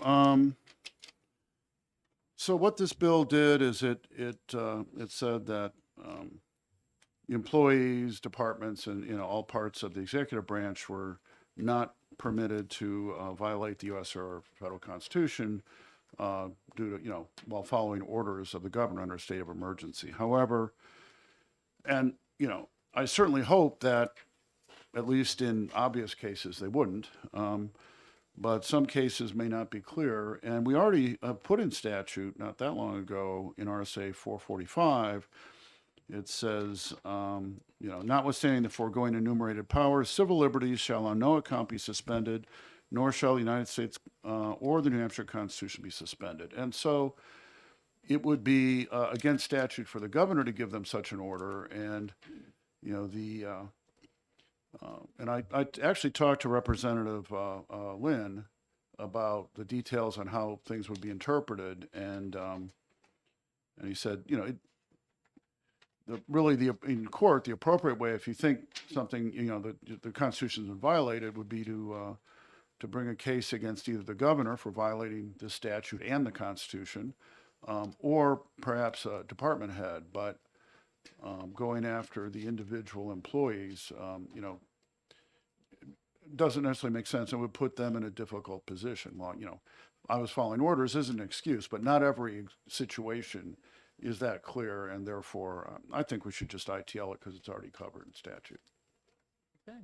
Representative Broder, you wish to comment on your second? No, I think Representative Lucas did a good job of summarizing why we are recommending ITL. Okay, Representative Schmidt. Thank you, Madam Chair. Just a technical question, but I'm looking on today's calendar, and it lists the bill that we're going to be executing, but 1070 is not on this list. It's on the amendment. There was a calendar amendment that came out. Ah, okay, thank you. And also it's on the back page if you didn't turn it over, if you have that one. Just want to make sure we don't step in something here. I appreciate your concern, but the motion, the calendar amendment went out. We have a few bills that were duplicated, but we're only going to vote on them once. And my point was not to object, just to make sure we don't violate the rules. Thank you. Any other discussion on this? Yeah, okay. In that case, the motion is inexpedient to legislate on House Bill 1070, and the clerk can call the roll. Representative Simon. Yes. Representative Lakis. Yes. Representative Bailey. Yes. Representative Santonastasso. Yes. Representative Dolan. Yes. Representative Popovich Mueller. Yes. Clerk votes yes. Representative Boyd. Yes. Representative Brown. Yes. Representative Grota. Yes. Representative Schmidt. Yes. Representative Goley. Yes. Representative Schuett. Yes. Representative Davis. Yes. Representative Fitzpatrick. Yes. Representative Gould. Yes. Representative Smith. Yes. Representative Mangiapudi. Yes. And the chair. Yes. 19 yeas, 0 nay. Okay. Motion passes. Is there any objection to consent? All right, seeing none, we'll put that on consent. House Bill 1454, Representative Broder, you have a motion?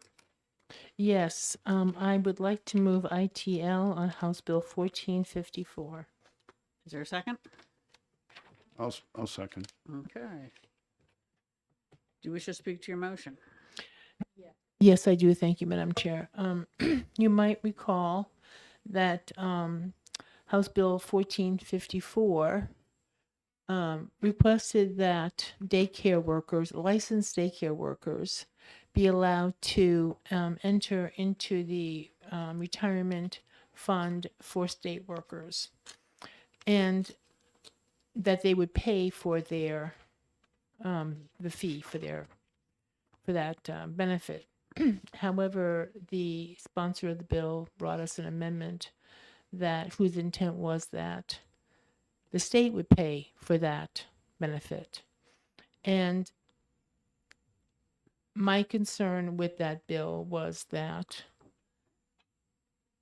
if licensed daycare workers were allowed to enter the state employee benefit program, what would prevent others from also doing that? And they are not state employees. So although I'm sympathetic to the plight of daycare workers in New Hampshire, because I think that we read about that quite a bit, I don't feel that this is an appropriate way of addressing that. Representative Lucas, do you wish to speak? That covered it. Okay. Anyone else? Representative Brown? Thank you, Madam Chair. I'll repeat the comment I made during the hearing. State workers now pay for a small portion of their health insurance. So if this passed, the childcare workers would be getting a better health care benefit than your state employees would. Yes, and looking at the numbers we were given, it would be about a third more people in the plan, depending on how many took it up, and I can't imagine they wouldn't all take it up if it's free. So I don't think that's something we want to sign up for. Anyone else? Okay, the motion is inexpedient to legislate on House Bill 1454, and the clerk can call the roll. Representative Simon, Yes. Representative Lakers, Yes. Representative Bailey, Yes. Representative Santo-Nastasso, Yes. Representative Dolan, Yes. Representative Popovich-Mueller, Yes. Clerk votes yes. Representative Boyd, Yes. Representative Brown, Yes. Representative Groda, Yes. Representative Schmidt, Yes. Representative Goley, Yes. Representative Schuett, Yes. Representative Davis, Yes. Representative Fitzpatrick, Yes. Representative Gould, Yes. Representative Smith, Yes. Representative Mangiapudi, Yes. and the chair. Yes. 19 yeas, 0 nay. All right, any objections to consent? All right, seeing none, we'll put that on consent. And on House Bill 1112, I move inexpedient to legislate. I'll second. 1112. Second by Representative Broda? So, thank you. And I don't think we got any convincing testimony that this is something.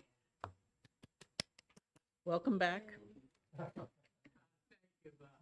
The rumors of my demise were greatly exaggerated. I am so glad to hear that. If you say so, yeah. Right. So, anyway, there was no indication that human trafficking was a subject that we should mandate every healthcare worker takes a continuing education class 4 on every license renewal cycle. We recommend that everybody take one of the many available courses on the topic, but more than once, or maybe, every 5 or 10 years, it seemed like it would be a redundant effort. And we've heard that mandating classes that aren't updated is a good way to get people to not pay attention to what their requirements are. So I recommend ITL. Representative Schuett? I'll just state further that while the committee does not feel this should be mandated, it certainly would be within the purview of the professional boards to include some kind of training on this if they choose to. Yes. The testimony was that there are quite a number of such classes available, but, and we would certainly want to recommend people take one of them at least. Representative Schmidt and then Simon. I just want to clarify, Madam Chair. Representative O'Brien was just walking in the door as you were making your motion, so is going to be able to, you restated your ITL motion. The question has not yet been called. We're in the discussion section. Thank you, Madam Chair. Thank you. Representative Simon? Thank you, Madam Chair. I will be supporting the ITL. I just wanted to comment. I think I'd be more sympathetic towards this bill if it was just a one-time training at the beginning of service, just to make sure that people have exposure to the topic, which I do think is an important one. But as we never had an amendment to that effect. So as you've pointed out, having it done on a regular basis is cumbersome and isn't going to help them in their actual studies. Anyone else? All right, the motion is any expedient to legislate on House Bill 1112, and the clerk can call the roll. Representative Simon. Yes. Representative Lakis. Yes. Representative Bailey. Yes. Representative Santo Anastaso. Yes. Representative Dolan. Yes. Representative Popovich Mueller. Yes. Clerk votes yes. Representative Boyd. Yes. Representative Brown. Yes. Representative Groda. Yes. Representative Schmidt. Yes. Representative Goley. Yes. Representative Schuett. Yeah. Representative O'Brien. Yes. Representative Davis. Yes. Representative Fitzpatrick. Yes. Representative Gould. Yes. Representative Smith. Yes. Representative Mangiapudi. Yes. And the chair. Yes. 20 yeas, 0 nay. Any objections to consent? Seeing none, we'll put that on consent. All right, House Bill 1427, deputy physicians. Does somebody have a motion? Yes, Madam Chair, I'll move ITL on House Bill 1427. Second. By Representative Gould? Yes. Okay, thank you. All right, do you wish to speak to your motion? I do. Thank you. Although I'm sympathetic with the lack of healthcare availability, healthcare providers in the North Country, this bill establishes regulations and licensure for deputy physicians. And I have, with all the work that we've done on OPLC and all the attention that we've placed on limiting licensing, and I just don't feel that this is an appropriate way of addressing this need. And with all the other available healthcare providers, such as nurses, LNAs, APRNs, physician assistants, I just feel that this is not something that we need at this time. Thank you. Representative Gould? I think it's been stated well by Representative Grody. Thank you. Anyone else? I'd like to comment that in addition to the question of whether we need this level of licensure, the bill essentially required our state board of medicine to set up an apprenticeship program that's equivalent to a residency program. And I wouldn't want to stick the Board of Education with that, the Board of Medicine with that task. All right. Anyone else? All right, the motion is inexpedient to legislate on House Bill 1427, and the clerk can call the roll. Representative Simon. Yes. Representative Lakis. Yes. Representative Bailey. Yes. Representative Santo Anastaso. Yes. Representative Dolan. Yes. Representative Popovich Mueller. Yes. Clerk votes yes. Representative Boyd. Yes. Representative Brown. Yes. Representative Groda. Representative Schmidt. Yes. Representative Goley. Yes. Representative Schuett. Yes. Representative O'Brien. Yes. Representative Davis. Yes. Representative Fitzpatrick. Yes. Representative Gould. Yes. Representative Smith. Yes. Representative Mangiapudi. Yes. And the chair. Yes. 20 yeas, 0 nay. All right. Any objections to consent? Seeing none. All right, House Bill 1601. Representative Santo Anastaso? I move inexpedient to legislate for House Bill 1601. Is there a second? I'll second. All right. Do you wish to speak to your motion?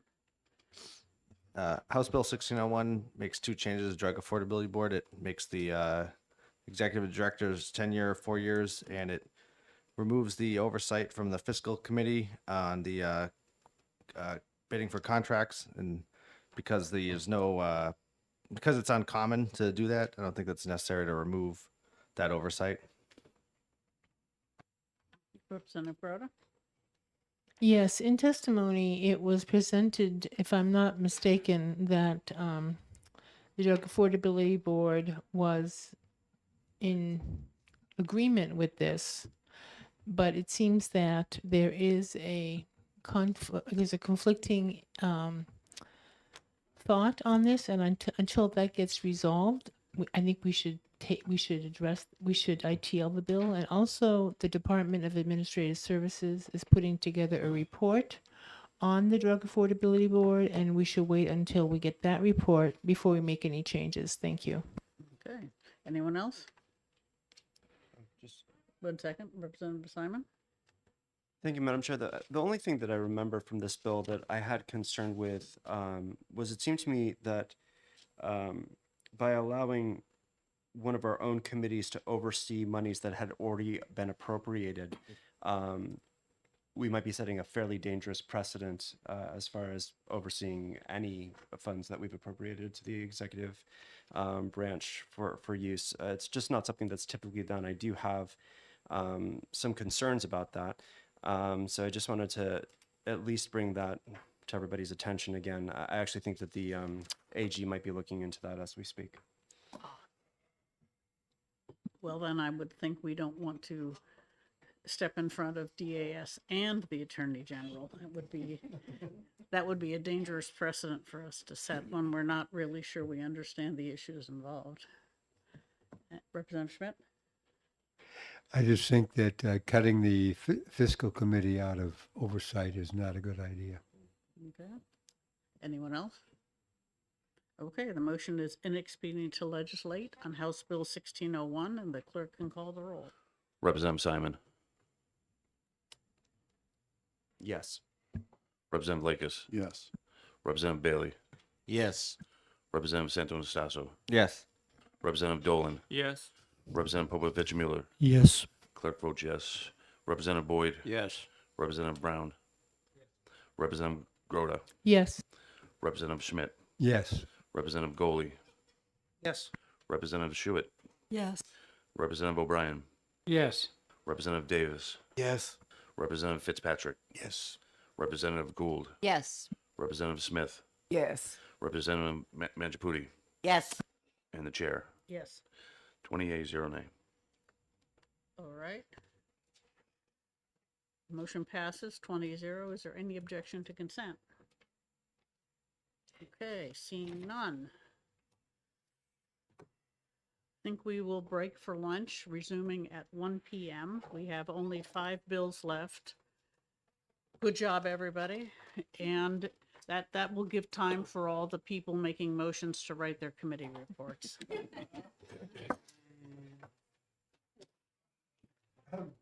The whip case is in One. Oh, Yeah. on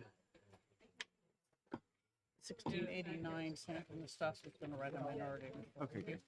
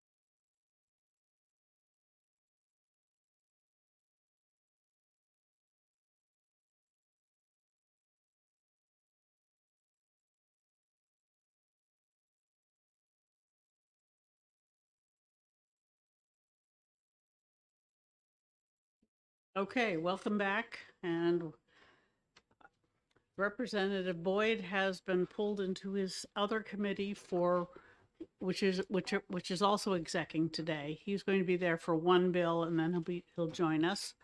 I'm going to want to start with House Bill 1410. Representative Leckis. Thank you. I'd like to move to adopt Amendment 0534H to House Bill 1410. And seconded by Representative Brown. Brown. Okay. Okay, and you wish to speak to your motion, I believe? I do. So this bill did a wide range of things. One was to eliminate the licensing of LNAs. Now, they already were required to be registered under federal statute, and the idea was that it would make the process easier and cheaper for the LNAs, and we'll certainly need more LNAs, and they don't get paid a whole lot. However, and in the subcommittee, we really worked to see if we could do this, and we got through almost everything, except there was one hurdle, which is with just the federal registration, OPLC could not require a background check.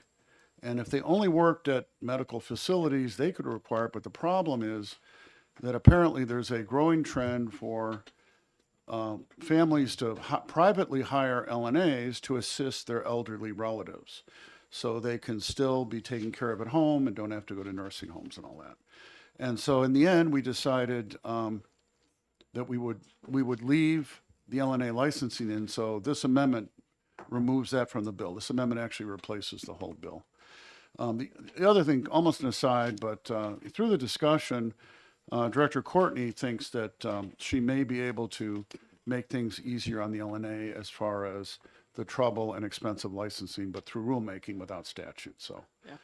And incidentally, we have another bill on the qualifications for LNAs that we haven't yet heard that will also be appropriate to consider the licensing issues there. okay. Now, a lot of the rest of the bill is just statutory cleanup. There are a number of things that where we gave the authority to OPLC, you know, fee setting and various other, and actually issuing licenses and all of that, where there's some cases where in statute, the authority and responsibility also remain with the boards, creating a conflict. So like sort of by volume, the bulk of this actually is cleaning that up. Another minor cleanup, which is including APRNs with RNs as possible, you know, on the Board of Nursing. The other non-trivial change was it removes the registration of medical technicians. So medical technicians are, as defined in the bill, are people who do healthcare work. They're not otherwise licensed, so they're not nurses, doctors, any of that. And they have access to pharmaceuticals, and they have the possibility of contact with patients. And the idea, I guess, was to register them, and you know there'd be some process for maybe dealing with complaints. Problem is, and this is testimony we heard from OPLC, was that people in those jobs don't generally tend to see it as a profession. They only found one person ever who was at all interested in serving on the board. The board has never been able to meet with a quorum because there's only been one person. Therefore, the board has been unable to create rules on anything, which means OPLC can't do anything with regard to the medical technicians. I mean, if they get a complaint, she said, on a clearly criminal matter, they can refer to law enforcement, but otherwise, but anybody could do that.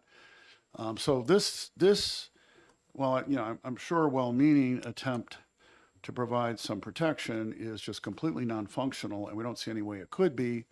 You know, maybe some future legislature can come up with a better way of solving what is perceived as a problem, but this isn't it. And I want to get, you know, I think we want to get rid of it because it provides you know, the view or it sets the impression that the state is providing some protection when it is not, and that we shouldn't be doing that. And that's basically it.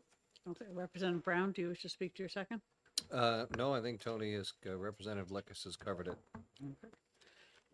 Okay, Representative Schmidt? Thank you, Madam Chair. So I second Representative Lekas's remarks, or third, with regard to the situation with the medical technicians.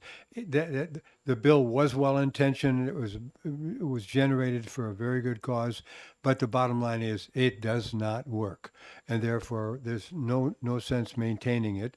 And with the LNA situation, you didn't reference it, but as you probably know, there are a lot of LNAs that work for nursing homes where the background checks are absolutely crucial. Those people are dealing with a lot of people who are easy to take advantage of if you're of that disposition. We cannot let those people loose on the nursing home population. So perhaps you'd speak to that. Yeah. Okay, Representative Blanca? I don't disagree. I was just, the reason I emphasize the ones where they're actually in somebody's home. The nursing home, at least there's some management there, but if there's somebody's home, there's nobody else. Same difference. And that was kind of the, Even worse. yeah, no, okay. Okay, Representative Mangiaputi?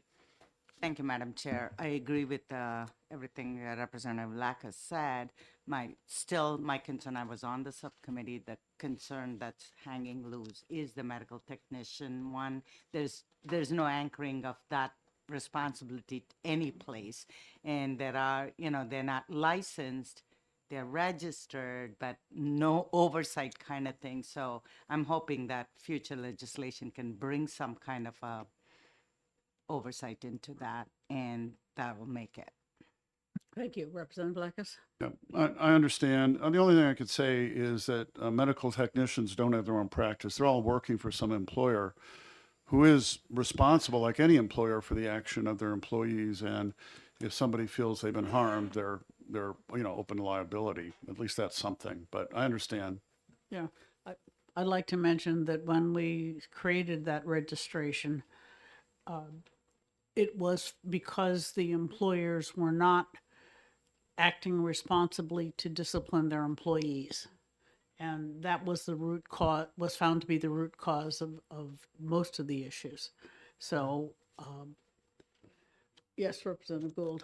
Thank you, Madam Chair. I also served on the subcommittee, and I agree with everything that's been said by everybody. I just wanted to add regarding the right now OPLC gets complaints about people who fit under this category of medical technician, but with no board to adjudicate the complaint and verify whether it's a valid complaint or not. OPLC is prevented from taking any further action unless it rises to a criminal offense. And there's been several of these calls that have come in. So it's creating an even more dangerous situation where people think they can complain to the state, and then the complaint is just sitting there and nobody has the ability to act on it. And that it's causing stress for the staff and a danger to the public. Thank you, Representative Gould. Anyone else? All right, seeing none, the motion is to adopt Amendment 3548 to House Bill 1410, and the clerk can call the roll.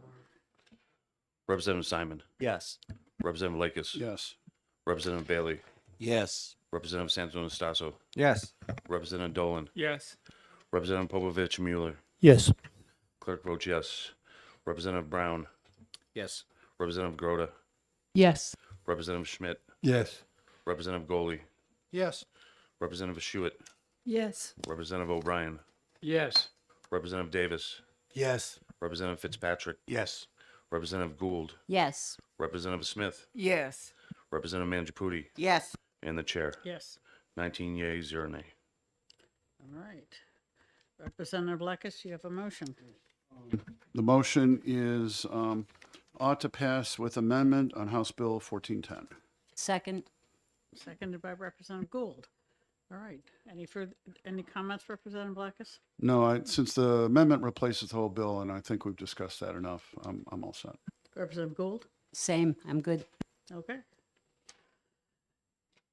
Anyone else? Comments, questions, concerns? In that case, the motion is ought to pass with amendment on House Bill 1410, and the clerk can call the roll. Representative Simon. Yes. Representative Lakis. Yes. Sorry. Representative Bailey. Yes. Representative Santo-Anastaso. Yes.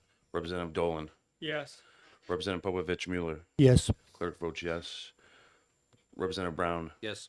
Representative Groda, Yes. Representative Schmidt, Yes. Representative Goley, Yes. Representative Schuett, Yes. Representative O'Brien, Yes. Representative Davis, Yes. Representative Fitzpatrick, Yes. Representative Gould, Yes. Representative Smith, Yes. Representative Mangiapudi, Yes. and the chair. Yes. 19 yeas, 0 nay. All right, motion passes. Is there any objection to consent? Okay, thank you. We'll put that on consent. All right, since we are still missing Representative Boyd, on House Bill 1075 and 1679, Representative Gould, do you have a motion you can make on either of them? Yes, Madam Chair, thank you. On House Bill 1075, relative to abolishing daylight savings time, I'm wondering if we can continue the hearing or the vote on that, as I'm working on an amendment, which should be Right, do with you us. have a motion you can make now on 1679? I do. On House Bill We'll do that one first then. 1609, Madam Chair, I move that we retain that bill. Interim study is the way for second year. yes. Okay, Interim study. interim study. All right. Is there a second? Okay, by Representative Gould, second by Representative Lekis. Do you wish to speak to your motion? Sure, Madam Chair. Well, we have several bills we're looking at, and we'd like this bill retained to be able to possibly put an amendment in, but it needs some study. Okay, Representative Lekis? Thank you. I agree. I looked at this carefully, and there's actually some real defects in it in the scheme for when it would become effective. And there's a section there, Section 3 never can. I had a discussion with the prime sponsor. He agreed. There's some other technical problems and other problems with the bill, so it's certainly not ready, and interim study's fine. Okay. Does anyone else have a comment or a question? All right, then, the motion is interim study on House Bill 1679, and the clerk can call the roll. Representative Simon, Yes. Representative Lakis, Yes. Representative Bailey, Yes. Representative Santo-Nastasso, Yes. Representative Dolan, Yes. Representative Popovich Mueller, Yes. Clerk votes yes. Representative Brown, Yes. Representative Groda, Yes. Representative Schmidt, Yes. Representative Goley, Yes. Representative Schuett, Yes. Representative O'Brien, Yes. Representative Davis, Yes. Representative Fitzpatrick, Yes. Representative Gould, Yes. Representative Smith, Yes. Representative Mangiapudi, Yes. and the chair. Yes. 19 yeas, 0 nay. All right. Motion passes 19-0. Is there any objection to consent? All right, seeing none, we'll put that one on consent. And on House Bill 1075, that is not an early bill, so we can defer it to a later date. That is your request, Representative Gould? Yes, Madam Chair, thank you. All right, this is something that next week on Thursday, the 15th, the session won't start until 1 o'clock. We can have a morning executive session for this one bill if we like, since we're all going to be coming in for the session. Or we can push it further out into March. But with the other bills we have, anybody have a strong preference one way or the other? Well, there might be, we're going to have some hearings next week, right? Yes. So there might be other bills that we could exec at the same time, correct? No. Because we don't have the amount of They time. have to be, well, no, they have to be either the same day as the hearing or announced on the floor, and this would be before the floor. So, no, it would be And this you know one what? bill. Today is February 6th or 7th already, right? Yes. So I'm thinking we're 2 weeks ahead, but we're really not. It's next week, so sorry. Sorry about February is that. flying by. Yes, February is flying by. Yeah. All right. Madam Chair, I have no preference, whatever No works for the preference. committee. Okay, anyone does have a preference? I'm kind of thinking that an exec for one bill is probably not efficient. So we don't have any other bills. So let's see, when's the deadline for deadline for first committee bills is March 21st, which is a Thursday.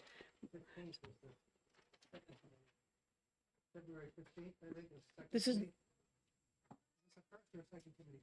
it's a one committee bill, so its deadline is March 21st. So, how about the Wednesday before that, which would be the 13th, March 13th? Okay. Okay, so we'll defer that to March 13th and plan to exec the bills that we're hearing next week and the week after and any others then as well. That's about as far as I want to go. Okay? All right, so we will continue the exec there. And I don't want to take up the next two until Representative Boyd gets here. So let's take a 10-minute break. Madam Chair, a quick clarification. Yes. So on the 15th, we are not meeting before the session. We are just coming to the session. Great, thank you. There's probably a caucus too, but anyway, no, I don't want to schedule a meeting for one bill unless I have to.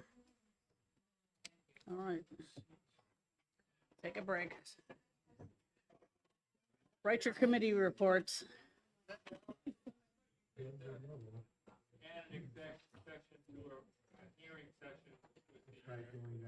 Yeah, but we're going to need an executive session anyway for the bills that we've heard that we didn't exec the day of, so. By the way, earlier, we came in the first year. Okay.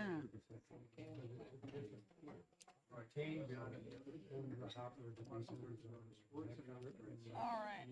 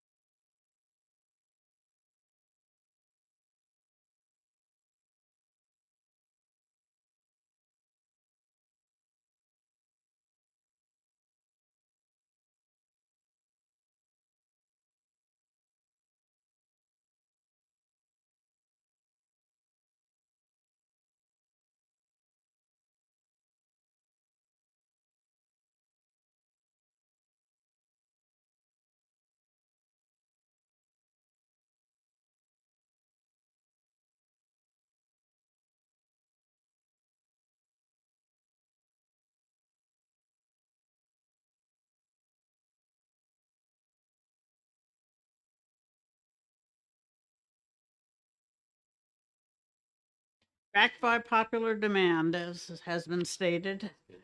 House Bill 1394, Representative Gould, you have a motion. Yes, Madam Chair.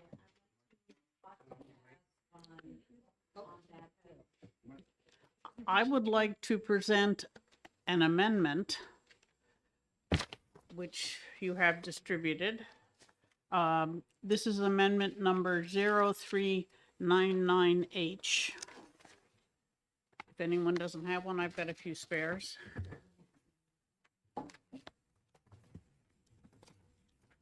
This amendment is for the, does someone second this amendment? I'll second the amendment. Thank you. All right. 039999. All right. This amendment is the OPLC comments, and it cleans up statutory conflicts that were in the bill. It is, of course, housekeeping, which I will not say, but it just cleans up the conflicting statutes. I do not support the bill itself, but if there's support for it, I would want it to be as good a bill as possible. So that's why I'm bringing this amendment forward. Representative Grota? I agree that when we present a bill from our committee, it should be as perfect as possible. And I thank the chair for issuing this amendment. Okay. Anyone else have a question or a comment about the amendment? Representative Schmidt? I missed it if you explain what you have done with this amendment. It cleans up the statutory references that conflicted between last year's OPLC statute and this year's OPLC statute, essentially. Do you want a copy of it? No, I have it. Okay. I might add that the sponsor of the bill really does issue the exact same amendment that they had provided last year without regard to the changes that we had made. So it was important that we don't put in legislation that conflicts with something that we've already done. Especially when we have an amendment that cleans it up. Right. Okay. So, Anyone sounds like else? a plan.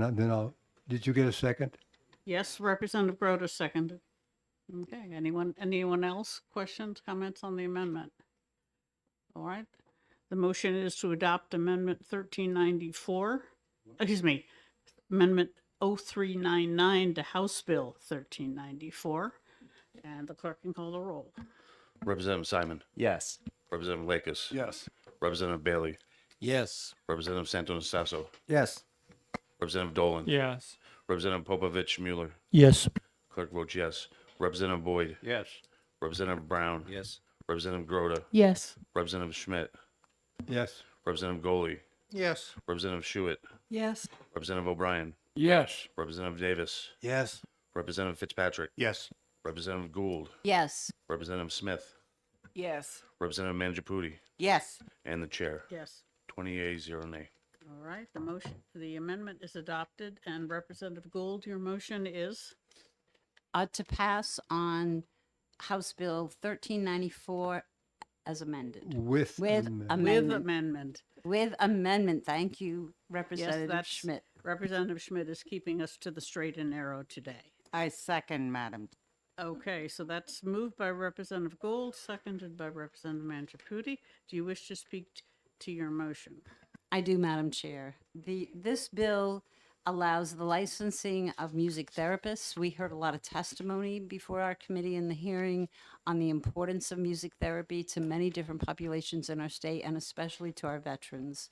We face a mental health crisis in New Hampshire, and we're seeing the effects of it. It affects so many facets of our community, not only our own safe well-being and happiness, but our police departments that are handling so many of the fallout from the mental illness rampant situation we have in our state, that every form of therapy, I think, is excruciatingly important. And music therapists cannot be covered by insurance without a licensing process, which means veterans and other citizens who need this service and who will benefit from this service and help to at least deal with the effects of the mental illness crisis cannot use those services through their normal insurance. They have to pay for it out of their pockets. So it leaves our most vulnerable citizens unable to use a therapeutic service that will benefit them. Thank you. Representative Mangiapudi, do you? Thank you, Madam Chair. Being a former speech therapist who used music intonation therapy for communication, especially with the population of aphasia, which is stroke and loss of speech post-stroke, this is common, predominantly seen in veteran population as well as in the nonverbal DD population. So this is a very critical piece, and this will add to the toolbox of rehab and therapeutic intervention for many different population. And I think this will be a huge asset in terms of providing opportunities for our citizens here in New Hampshire. Thank you, Madam Thank Chair. you. Representative Blackus. Thank you. And not to denigrate anybody offering speech therapy, but I don't, as I've said before, I think the only legitimate reason to support occupational licensing is a real and significant threat to public health and safety. And I don't see that from music therapists. I mean, if there were, somebody had an idea of whether it was called a license or whatever that would permit them to get reimbursed, I think particular issues are Medicare, Medicaid. I might support that, but to set up a whole licensing scheme and board and all, or include them in another one, I think it does. I just don't think it's justified, so I can't support it. All right. Yes. Representative Berta. So I will be supporting this bill, and I'm hoping that we can have a floor discussion about it. All right. Well, I'm strongly opposed. We do have music therapists working in New Hampshire. Whether they don't need a license, their employers recognize their skills and hire them. And I, like Representative Blackus, I don't think that it's justified to set up this procedure simply because some insurance companies don't want to cover what is medically necessary or appropriate. Representative Popovici Miller. Thank you, Madam Chair. Just a very quick note that if there is an issue with the services of these people not being covered under health insurance, I think that's a problem that we should look at solutions for. But to create a licensing scheme that creates barriers to entry and makes it harder for music therapists to enter this field, I just don't feel this is the right solution. I would be happy to look at other ways to solve that issue without making it harder for people to come into the field. Okay. Oh, okay. Anyone else have a comment, question, concern? Okay, Representative Hewitt. I'll take up a couple seconds to just make a comment in regards to Representative Lakis' comment about this particular profession perhaps not being a matter of life and death. I think there is something to be said about quality of life. And I believe that the work that these folks do does enhance the quality of life and perhaps in some cases may turn someone's life around who is contemplating suicide, for example. So thank you. Representative Blackus. Yeah, I try to make clear that, I see the value in them. And so it's not a matter of saying there's no value, but I think the risk of them practicing it inappropriately and therefore causing a significant risk to public health and safety isn't there. And that's the justification for, in my view, for doing licensing. It's not saying they're without value. Thank you. Representative Simon. I would agree with that sentiment. I think that the divide on this bill is not whether or not we think music therapy is effective in treating people with certain situations. I think there's general agreement that that's more than likely the case and that people should have access to music therapy. Nobody's trying to block that. The divide just comes I think, between the two sides on whether or not licensing is the appropriate mechanism to do that. My major concern with the bill is on line 10 of page 3, where it says no person without a license as a music therapist shall use the title of music therapist or similar title or practice music therapy. If I would be more sympathetic to the bill if a music therapist could continue in practicing unlicensed, but also had the option of getting a license if they wanted to be able to take insurance, rather than, especially since we don't, at least if I remember testimony correctly, there aren't a lot of complaints that music therapists are causing a great deal of harm. And so it doesn't seem like it's a safety issue as far as poor treatment is concerned. So where we're not protecting people in that regard, and as Representative Popovich, sorry, how do you say it? It's Popovich Miller, right? Popovich Miller, okay, yeah. Stated, I just don't want to create that extra burden, that extra step. Now somebody's going to have to go to a licensing board and get other people's permission to practice in the state of New Hampshire. We haven't needed that barrier, so I don't want to implement it. So if we could, if there is a way of creating a solution where somebody could continue to practice unlicensed, and there was also an avenue to get a license, so that the people who need to can get insurance coverage, I'd be much more apt to vote in favor of the bill. Yes. Anyone else? Yes, Representative Gould. Thank you, Madam Chair. I'd just like to respond to some of the comments. We did hear testimony that this is a science, in that there are methods and procedures that are therapeutic, and there is use of music in ways that are not therapeutic and are harmful, in fact, to people. And for anyone that would question that, I watched last night as they were using torture by blaring loud music at patients. So I'm not insinuating that anybody claiming to be a music therapist would be torturing people, but the testimony we heard from the professionals who were asking for the licensing was that it can be harmful and it can be applied in harmful ways. So I do think that safety is important, and I agree that there should be other ways to get insurance companies to act in ways that honor what's healthy for people. But I don't think the state legislature can enact that.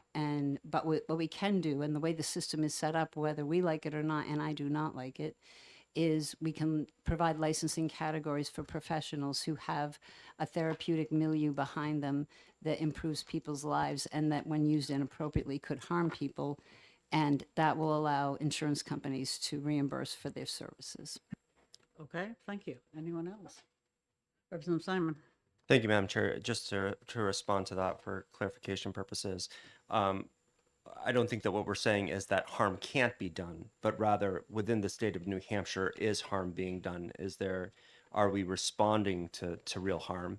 And I don't remember anyway, you can correct me if I'm wrong, I don't remember any testimony over the last few years that has brought forward the idea that people who are giving these services in the state of New Hampshire have done so in an inappropriate manner. So the question would be whether licensing in New Hampshire is necessary in order to create that protection. If people are doing this unlicensed and we have no real incidents of malpractice, I guess, if we don't really have that, then then we'd be fixing a problem that doesn't exist in the state of New Hampshire. Okay. Anyone else? Representative Manchaputi. Thank you, Madam Chair. Just to clarify, there is no harm done, but the access to a therapy like this, which is for communication, behavior modification, and other stress relief specific to post-traumatic stress disorder, those kind of things are very specified music therapy. And that access is not available to people who need it the most at the time they need it, because there is no licensed path in terms of, we have seen other, like the yoga or other modality, pharmaceutical or non-medical modalities to treat certain conditions, and music therapy is a certified in other states as well as in other parts of the world where it is very specifically trained to do certain things for a certain group of population, and it is very effective. So in order to say it's only when there is a harm done negatively that we have to identify, I think that's one way of looking at it. There's another beneficial one, preventive and early intervention part of it. So from that point of view, I think the music therapy would be a beneficial tool for our citizens in New Hampshire. Okay. All right, anyone else need to say anything? In that case, the motion is ought to pass with amendment on House Bill 1394, and the clerk can call the roll. Representative Simon. No. Representative Lakers. No. Representative Bailey. No. Representative Santonastaso. No. Representative Dolan. No. Representative Popovich Mueller. No. Clerk votes no. Representative Boyd. No. Representative Brown. No. Representative Grota. Yes. Representative Schmidt. Yes. Representative Goley. Yes. Representative Schuett. Yes. Representative O'Brien. Yes. Representative Davis. Yes. Representative Fitzpatrick. Yes. Representative Gould. Yes. Representative Smith. Yes. Representative Mangiapudi. Yes. And the chair. No. 10 yea, 10 nay. All right, the motion fails for lack of the tie vote. I'll move inexpedient to legislate on House Bill 1394.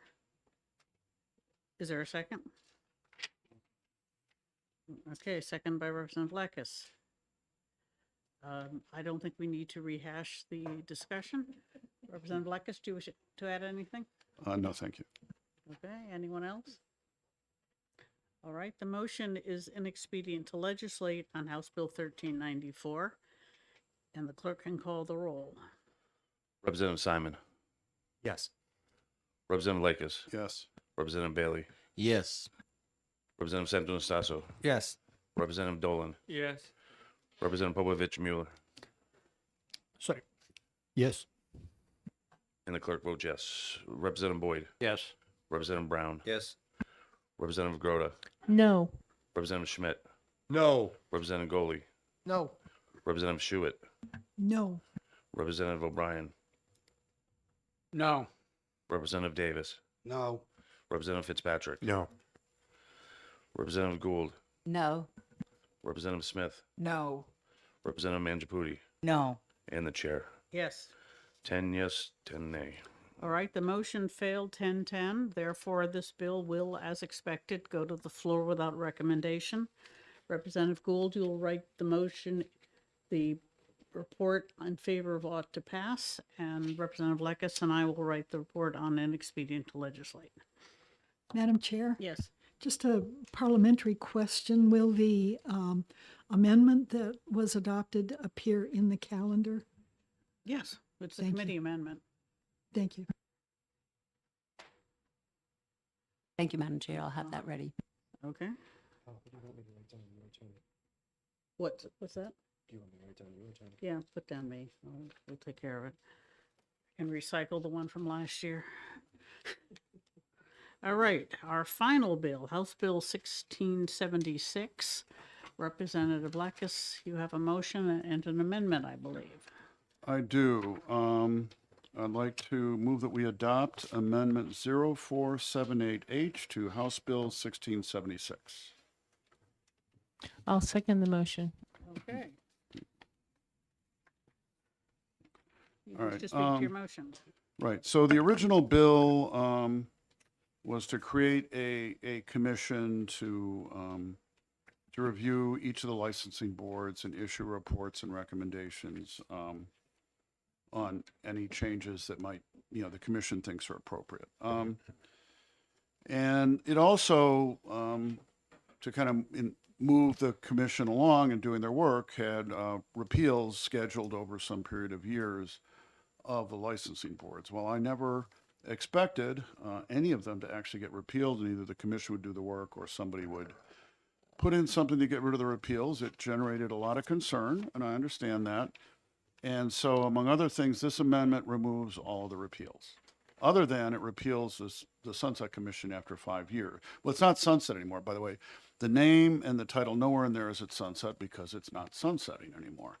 But there is in statute a requirement that commissions end after 5 years, but to make it explicit, we put it in here. Now, the subcommittee met on this, but we had a limited amount of time. We did come to agreement on changes to the statement of purpose, which are in the amendment. And I made some changes elsewhere in that line. There was language from the statement of purpose, parts of it that were elsewhere in the bill. And I removed or made changes to go along with changes to the statement of purpose. The other big change was to change the membership. And there were serious problems with the membership in the original bill. And this changes it to more typical of the sort of commissions. And it's now 2 members of House CDNA, 1 being from the minority party appointed by the Speaker, 1 member of House Commerce and Consumer Affairs appointed by the Speaker, and similarly for the Senate, 2 from EDNA, 1 minority, and 1 from Commerce. And then in addition, 1 public member representing interests of businesses in New Hampshire appointed by the BIA. And the thought there is, you know, organizations that employ a lot of people who are licensed, it might make sense to have them in there. Executive director of OPLC or designee, 2 public members, and then 1 public member, and that's appointed by the governor with consent of the council. 1 public member representing healthcare employers.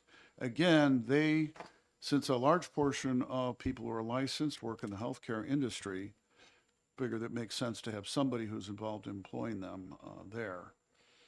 And then there's the usual, the public members can't be licensed or have any direct interest in it, which is the same thing for public members on the actual licensing boards. And then the section of what the commission should look at is basically the same as before, although some of the introductory language, which had some text similar to what was in the original statement of purpose, have been changed. I know there was some concern about these, but if you look at page 2 of the amendment, starting, you know, at line 26, so the types of regulation that they're to consider is a long list, and for those who had concerns, if you look at the end of the list, these are just things, and by the way, it's things that they may consider, right? Let's see. These are things that they can consider, but there's nothing in here that says what they have to pick. And one of the options is occupational license, the same as it is today. And the report shall include its findings and recommendations to enact legislation that, and then there's a whole list, and there's an or in there at line 15 on page 3, and the last one is make no changes to the law. So this is, you know, things that they are to consider, but options they're to consider, but it doesn't specify what they have to do. And there's nothing in here that would tell the commission they have to make any change at all. If they think things are just fine, they are. And then it also directs the commission to, you know, look at the scope of practice and the qualifications required to get a license. That's the main things that the boards do, and look at other potential concerns. And there is, I think there was some comment, I don't know if it was the committee or subcommittee, that we have,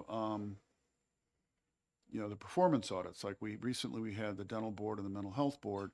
Those are looking at whether or not the board is following the statute created by the legislature, and are they doing it in an effective and efficient manner. But it's not their charge or their business to actually look at whether the statutory scheme is really the best. And the thing is that industry changes, professions change, the technology, the expertise, the techniques, all of that, and the needs of the consumer change over the years. And some of these boards were put in place many years ago. And I think it's good to step back and take a look at each one and say, to the, we need to protect public health and safety, but we want to put as few barriers as possible into people, working. Are we striking the right balance between those two?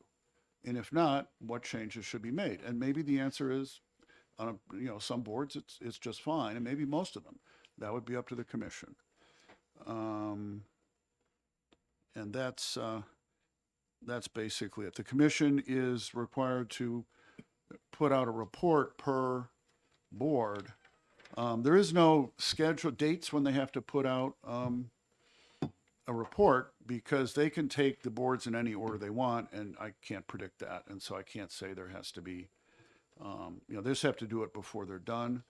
Other concerns I've heard are, there's already an OPLC oversight committee, but which I and others on this, on the committee here are on, but that has, the way it's working is it's looking at current ongoing stuff. So, how well is the rulemaking process going to respond to statutory changes? And hearing about concerns from people generally, either from the licensed community, people who are licensed, or from, potentially from customers of theirs, concerns about what's going on now. And from those who are licensed, is OPLC functioning well? They may have complaints about delays or whatever else. And so that committee is looking at current ongoing issues, but it's not, doesn't have a charge of looking at restructuring the whole thing. The other thing is that's a committee, which means it can't have anybody on it but legislators, whereas a commission can. And I think it's important to have, some public members and members representing, major consumer groups, in other words, a certain business. That's basically, I think it's good periodically to step back and take a look and see, is it the right way? I mean, we've done a lot of work. We've done restructuring of the bureaucracy to help with the function. But except where there's been particular bills for particular boards, we haven't looked at, the details of what's going on with a particular board. Is the statute right? Are the rules right? And is it functioning the way it should? And I think it's of value to do that. Thank you. Representative Broder? Representative Lucas is a tough act to follow. First of all, I want to commend the committee, and I want to commend Representative Lucas, because this was a lot of work and it represents a lot of work. Although I agree and I support the amendment, I don't support the premise of the bill of forming another commission. But this amendment in my mind makes the bill significantly better, and I don't want the work and the efforts and the passion that was put forth for this amendment to go unrecognized. So yes, I will support the amendment. All right, thank you. Representative Goley? Thank you, Madam Chair. I have trouble supporting this amendment. Another commission that gives a report 5 years from now, made up of legislators and senators who may start from when this is passed in an election year to form members, and those members may not be here in 2 years, to start over and continue moving on. I just can't support. But another reason why I can't support this is this commission is made up of business folks and people who have interest in it. It doesn't have a single licensee on the commission. Not one licensee to represent their position as to why they should be there. And I think that's important. If we're going to have a commission, all the stakeholders should be part of that commission. So with that being out, I mean, I can't support it. And then another reason being, once again, those who've been around long enough, see, we have commissions here that do work, spend 3-4 years putting something together that gets put into a binder, says we should do this and we should do that and we should do this for legislation, and it gets filed and put away because the legislature 5 years from now is totally different. It's a lot of work done by these members, and this is what happens. And it's reality, folks. Those that have been here long enough know it's reality. So when we had the committee on committees and commissions to get rid of a lot of these, this is one of the reasons why, because of what happens. And I'll just leave on one last note that we already have the Oversight Committee on OPLC, and we have audits. And then anybody else has the right to look at any of the boards, like we see legislation coming in year after year after year to try and change a certain board to advisory, not to advisory. Should we license this individual? What should we do to not license? It's being done. We don't need a commission to tell us which boards need oversight, which boards need what's going on. It's being done now. So I can't support this. Thank you. Okay. Representative Mangiapudi and then Lekis and then Shuit. Thank you, Madam Chair. I did serve on the subcommittee. It was a lot of work, and I commend Representative Lekis for putting hours and painstakingly working diligently on getting the amendment. Again, many of the reasons stated by Representative Goli. My concern is also creating another commission and holding the future legislator responsible and future members who are not even, we don't even know who's going to be on it, hold their feet to the fire to get things done. I don't think we can do it as a current sitting legislators. So from that point of view, I have a huge concern. And again, another commission to oversee the commissions doesn't make any, double negative doesn't make it positive in this case. Thank you, Madam Chair. Representative Lekis. Thank you. Just to deal with some concerns about the board. If you look in the bill, it's not the idea that at the end of 5 years, they're going to put out a report. They're directed to do a report per board, and they would, presumably come out when they were done with it. So I would expect a series of results, coming out, and maybe in 5 years, they don't get through all the boards. I hope they would, but you never know. You can't, and we have plenty of commissions that exist that aren't being gotten rid of, that seem to be doing good work, that have been and continue on for a period of years, and people are working on them and they are producing results. And so I don't think that, certainly I recognize the risk that the commission might not do anything effective, and we can't make them do that. We certainly have plenty of examples of commissions that are meeting and doing ongoing good work. And that's, anyway, that's hopefully it'll deal a little bit with that concern. Representative Shuit. Thank you, Madam Chair.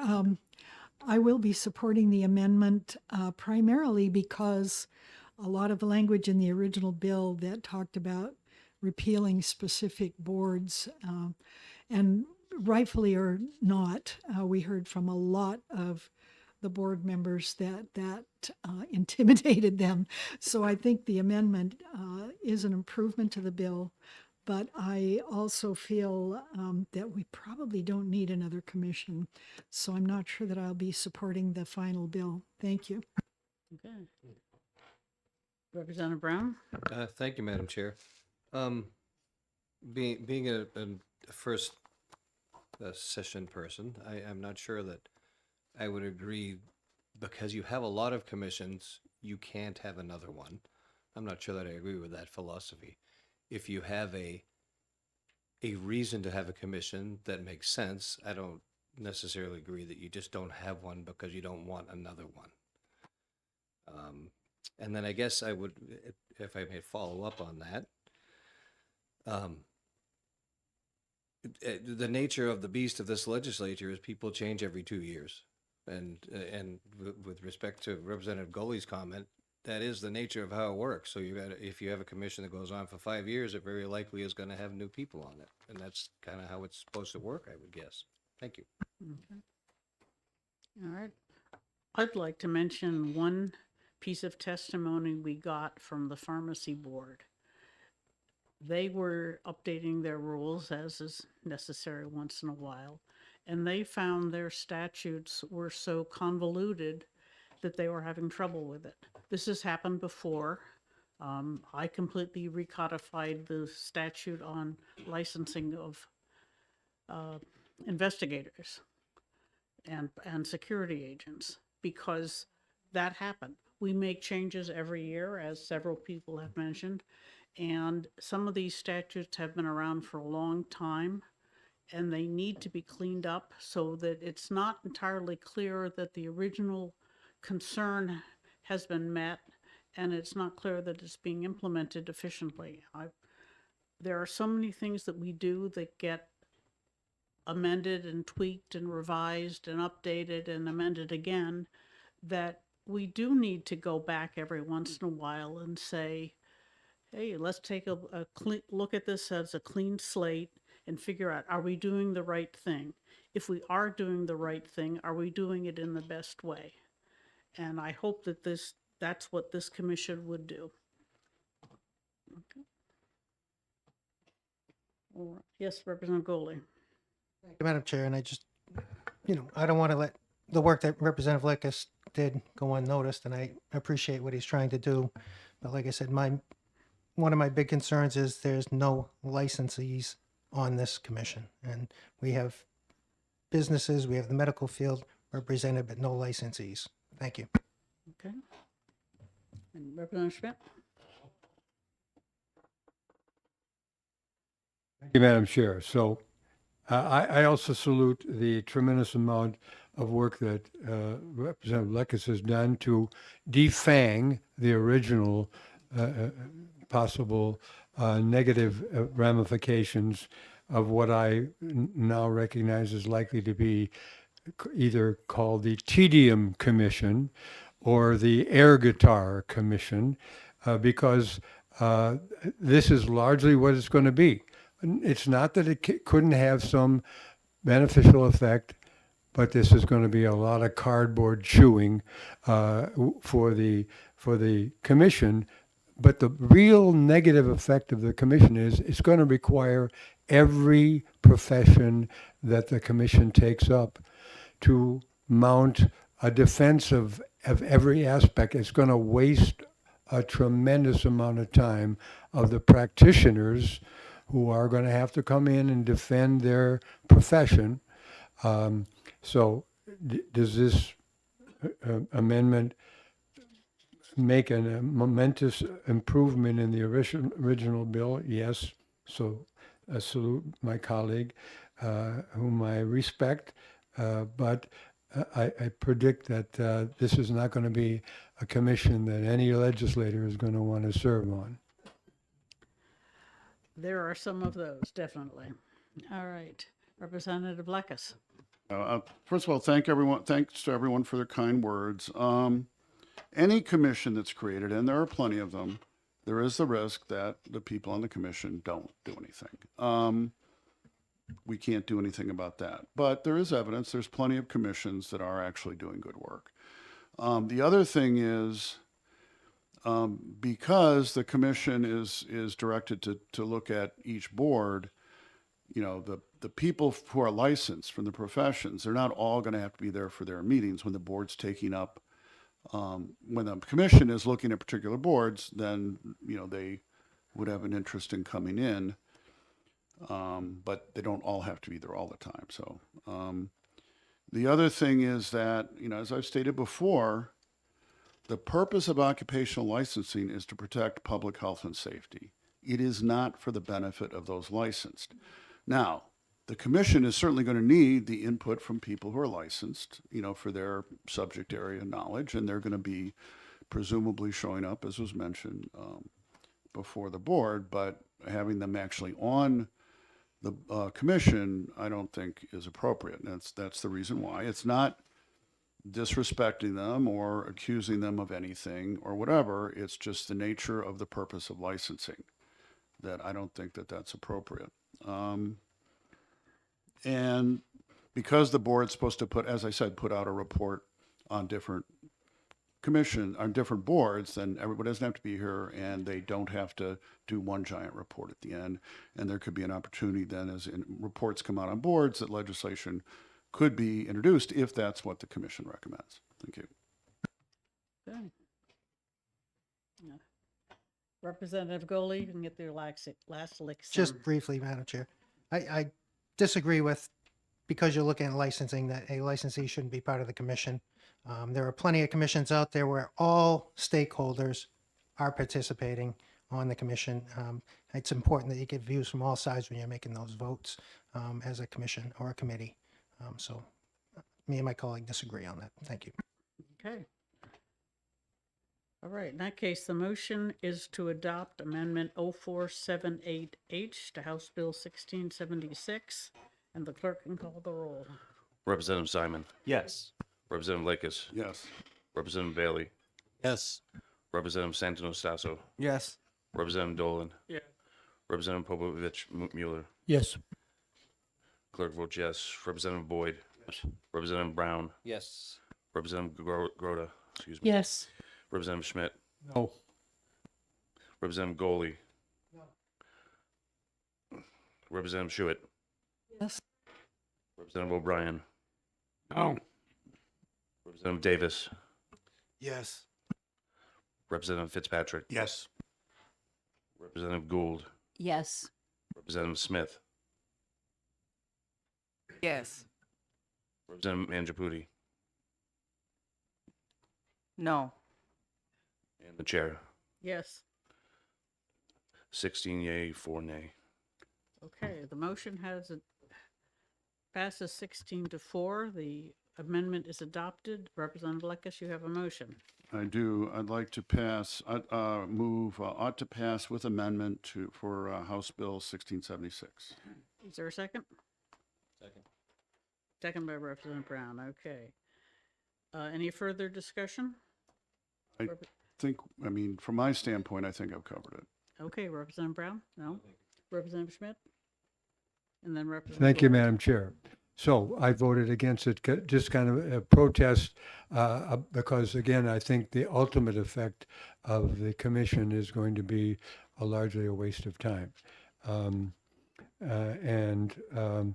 But at the same time, I'm not hostile to the idea that the awful original bill, in terms of its effect, has been neutralized by the fact that we've amended it with something that is clearly much, much better, even if essentially kind of an air guitar situation. So I will be voting no on the overall bill.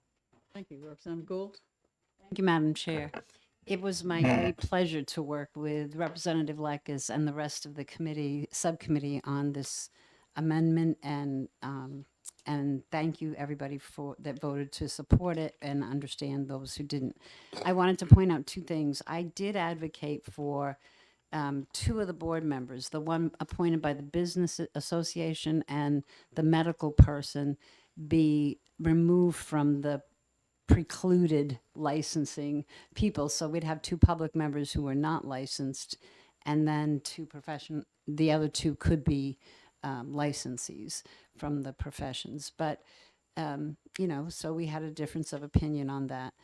And then when we had the hearing, on the way out after the hearing, some of the professional people who took time out of their day to come in and talk to us and to hear the work we were doing on this were very, very clear that if we got rid of the repeals and that language that was in the original bill, that 98% of them would support it. So again, I just really want to commend Representative Lekis that he heard that, and he heard what the people were asking for, and he was able to make the amendment.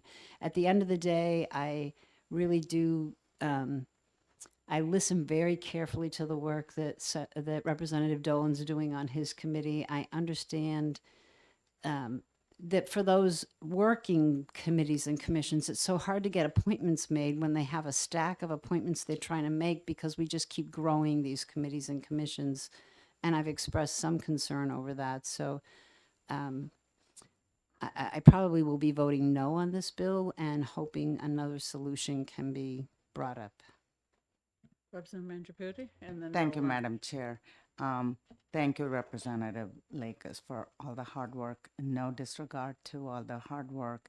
Having served on several of these commissions in my 12 years as a legislator, I know what it takes, the amount of time commitment and stuff. So having done that, I still cannot support the amount of time and effort that is needed to lift this whole commission up in terms of what the duties are going to be.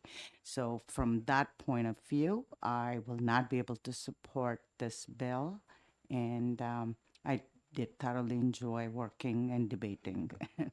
Thank you. Representative Dolan. Madam Chair, while I voted in favor of the amendment, as I think it made it significantly better, I don't think it made it good enough to support the base bill, so I'll be voting no on the OTPA. Okay, thank you. Representative Simon. Thank you, Madam Chair. I felt like the committee was having a moment during this conversation, and I didn't want to be the only one not thanking Representative Lakes for all the hard work that he put into this bill. So I just wanted to take a moment and do that before it was too late. Thank you. All right. Anyone else? Okay, not seeing any more comments. The motion is ought to pass with amendment on House Bill 1676, and the clerk can call the roll. Representative Simon. Yes. Representative Lakers. Yes. Representative Bailey. Yes. Representative Santos Sasso. Yes. Representative Dolan. No. Representative Popovich Mueller. Yes. Clerk votes yes. Representative Boyd. Yes. Representative Brown. Yes. Representative Groda. No. Representative Schmidt. Oh, Representative Goley. No. Representative Schuett. No. Representative O'Brien. No. Representative Davis. No. Representative Fitzpatrick. No. Representative Gould. No. Representative Smith. No. Representative Mangiaputi. No. And the chair. Yes. 9 yea, 11 nay. Okay, the motion fails, 9-11. Does someone have an alternate motion? Well, I'd like to ask for a parliamentary, if I could ask for a parliamentary question. If this is not an early bill, It is an early bill. it is? I believe so, yes. Okay, because my thought is, I do think that having a proactive look at the work that OPLC does, including the licensees, is important. I just don't like this vehicle as the means of doing that. So if the committee will entertain this idea, I'd like to offer a non-germane amendment to add the responsibility of this to the OPLC Oversight Committee so that the work is done, and I'll work with Representative McGuire, Representative Lekis, and Representative Goley, who are all on the Oversight Committee, other than me. So I'll be glad to address that if the committee likes that idea. For parliamentary question. This is in fact an early bill, Brad? Yes, I thought so. In that case, Representative Groda, the appropriate motion would be interim study. Okay, I'll move interim study on House Bill 1676. second. By Representative Groda, second by Representative Schmidt. Okay.